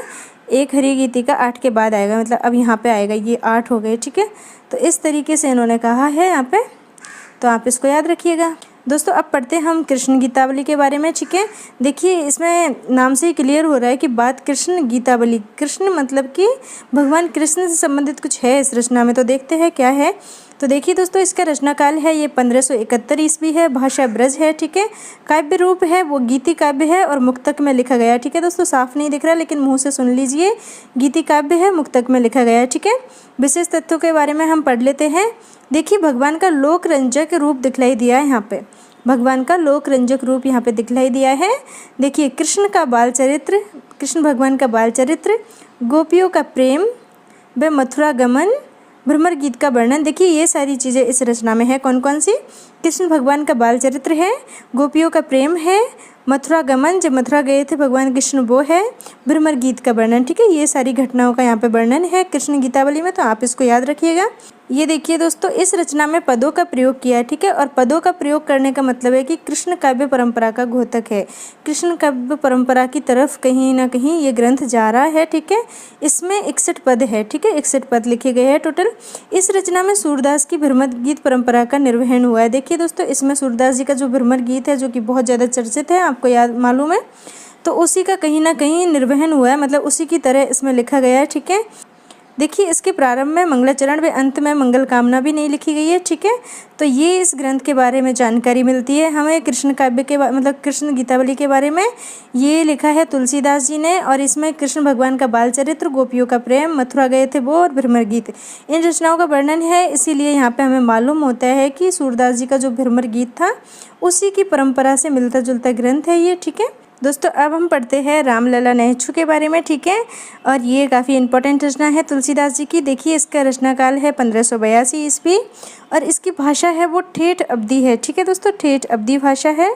और यहाँ पे काव्य रूप है वो है प्रबंध, ठीक है दोस्तों। देखिए दोस्तों, इसके विशेष तथ्यों के बारे में हम पढ़ लेते हैं। इसमें राम विवाह व यज्ञोपवीत संस्कार के समय नेछु का वर्णन है। दोस्तों यहाँ पे शादी होती है, शादी में ये रस्म होती है, ठीक है, नेछु, इसका वर्णन इस रचना में मिलता है।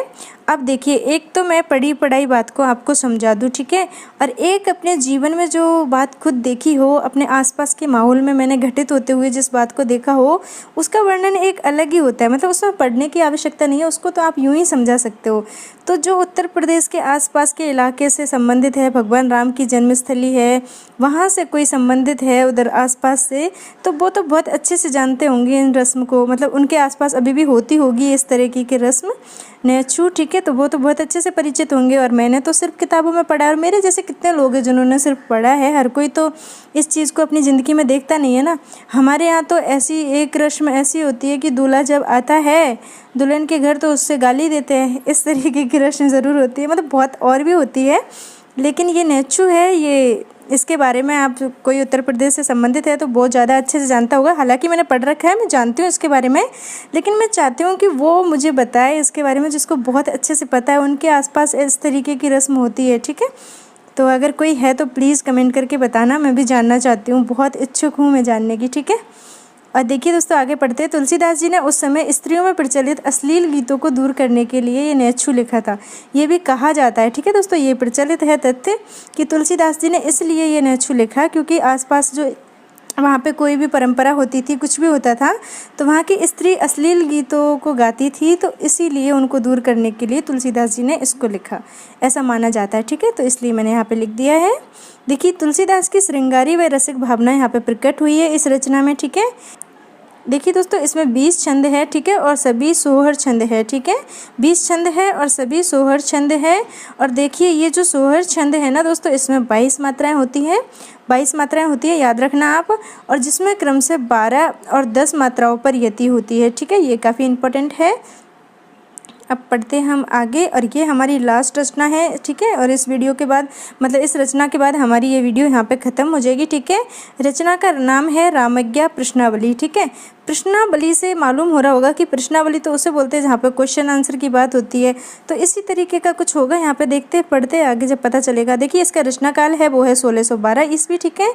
भाषा अवधी है और काव्य रूप मुक्तक है, ठीक है। देखिए, विशेष तत्व कौन कौन से हैं इनके बारे में हम जान लेते हैं। देखिए, यह ग्रंथ 7 सर्गों में विभाजित है, 7 सर्गों में बटा हुआ है ये, ठीक है।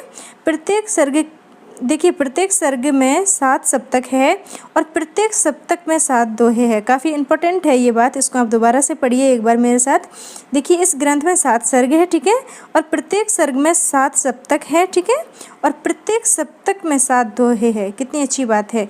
इस प्रकार 343 छंद बनते हैं टोटल इसमें, इस रचना में, रामज्ञा प्रश्नावली में, ठीक है। इसको दोहावली रामायण के नाम से भी जाना जाता है। देखिए, ये क्वेश्चन पूछा गया है पहले, तो आप इसको याद रखना। इसको दोहावली रामायण के नाम से भी जाना जाता है, रामज्ञा प्रश्नावली को, ठीक है दोस्तों। चलो आगे पढ़ते हैं। देखिए, इसके प्रत्येक दोहे में शुभ अशुभ संकेत निकलते हैं, ठीक है। इसका जो प्रत्येक दोहा है उसमें से शुभ और अशुभ संकेत निकलते हैं, जिससे प्रश्नकर्ता अपने प्रश्न का उत्तर पा लेता है। देखिए, यहाँ पे प्रश्नकर्ता मतलब कोई प्रश्न कर रहा है और वो अपने प्रश्न का उत्तर भी पा रहा है, ठीक है। इसमें कौन से इसके दोहे में शुभ अशुभ संकेत निकलते हैं उसके माध्यम से, ठीक है। देखिए, पंडित गंगाराम ज्योतिषी के आग्रह पर इसकी रचना की गई, ऐसा माना जाता है, ठीक है दोस्तों। पंडित गंगाराम ज्योतिषी के आग्रह पर इसकी रचना हुई थी, ऐसा माना जाता है, तो आप इसको भी याद रखना। देखिए, इसके 7 सर्ग कौन कौन से, इसके बारे में भी मैं आपको बता देती हूँ। हालांकि इतने इम्पोर्टेंट तो नहीं है ये, लेकिन फिर भी मैं आपको इनके बारे में बता देती हूँ एक बार, ठीक है। तो दोस्तों, देखिए, इनका प्रथम सर्ग है ये बालकांड है, ठीक है। और बालकांड को यहाँ पे 2 जगह इन्होंने स्थान दिया है, तो हम देख लेते हैं और कौन से सर्ग में दिया है। प्रथम सर्ग में है बालकांड प्रथम, ठीक है, आप याद रखिएगा। द्वितीय सर्ग में है अयोध्या कांड और उत्तरकांड का पूर्वार्ध, मतलब कि पहले का भाग, ठीक है। देखिए, अगर किसी का विभाजन करेंगे और फिर आप उसको लिखोगे तो इधर पूर्वार्ध इधर उत्तरार्ध, जैसे कि आप एमए करते हो तो एमए में जो हमारी प्रथम साल होती है उसको पूर्वार्ध बोलते हैं और जो लास्ट वाली साल होती है उसको उत्तरार्ध बोलते हैं। उसी तरह से यहाँ पे द्वितीय सर्ग में अयोध्या कांड है और अरण्य कांड का पूर्वार्ध है, ठीक है। तृतीय सर्ग है, इसमें अरण्य कांड का उत्तरार्ध है और किष्किंधा कांड है, ठीक है दोस्तों। और चतुर्थ सर्ग है, इसमें देखिए बालकांड द्वितीय आ गया है यहाँ पे। तो आपको ये याद रखना है। इस तरह से अगर आपसे क्वेश्चन पूछ ले कि रामज्ञा प्रश्नावली है उसमें जो प्रथम सर्ग है, मतलब कि जो बालकांड है वो कौन कौन से सर्ग में है, तो आप याद रखना प्रथम सर्ग में और चतुर्थ सर्ग में, ठीक है। तो इस तरीके से हो सकता है पूछ ले आपसे, लेकिन इतना डीप में भी नहीं जाएगा एग्जामिनर। देखिए दोस्तों, यहाँ पे 5वां सर्ग है। 5वें सर्ग में क्या बताया इन्होंने, सुंदरकांड है और लंका कांड है, दोनों कांड पंचम सर्ग में रखे। ठीक है, देखिए षष्ठम सर्ग है, मतलब छठा सर्ग है, इसमें उत्तरकांड रखा है और लास्ट में है सप्तम सर्ग, इसमें स्फुट पद रखे। ठीक है, तो ये इसका विभाजन है रामज्ञा प्रश्नावली के 7 सर्गों का, जो हमने देख लिया है।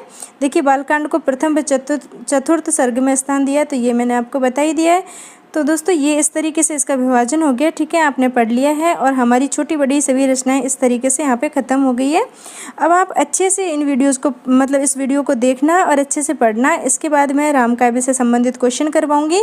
दोस्तों आप सोच रहे होंगे कि मैडम बहुत धीरे धीरे पढ़ा रही है, बहुत धीरे धीरे चल रही है, लेकिन आप ये भी तो सोचिए कि मैं पूरे टॉपिक को डिटेल में पढ़ाती हूँ, उसके बाद उसके सारे क्वेश्चन भी करवाती हूँ। और ऐसे नहीं है 10-20 क्वेश्चन करवाती हूँ, अच्छे से जितने भी क्वेश्चन मेरे पास होते हैं, किसी में 200 भी करवाती हूँ, किसी में 100, किसी में 1100 भी करवा रखे हैं, आपको तो मालूम है ना। तो ऐसा नहीं है कि मैं बहुत धीरे धीरे चल रही हूँ, मैं सारी चीज़ों को एक साथ लेके चल रही हूँ। आप ये देखो, मतलब डिटेल में भी पढ़ा रही हूँ और क्वेश्चन भी करवा रही हूँ, दोनों काम कर रही हूँ। अगर मैं डिटेल में सिर्फ पढ़ाऊँ ना, तो अब तक मैं बहुत आगे, मतलब आगे तक बढ़ा देती, क्योंकि क्वेश्चन बनाने में तो मुझे उतना ज़्यादा समय लगता है जितना इसमें नहीं लगता। तो आप ये भी देखिए कि आपका दोनों काम एक साथ होता चल रहा है, तो वो अच्छी बात है आपके लिए। और अभी तो बहुत समय है, अच्छे से पढ़ते चलिए, तभी देखिए इतना समय मिला है, तब जाके हमारा सिलेबस पूरा होगा। अगर मान लो कि जून में एग्ज़ाम होना होता तो ये दूसरी यूनिट ही पूरी नहीं होती अब तक। तो दोस्तों चलो, वीडियो को मैं लंबा नहीं करूँगी फालतू बोल के। ठीक है, ओके बाय बाय, हम नेक्स्ट वीडियो में मिलेंगे।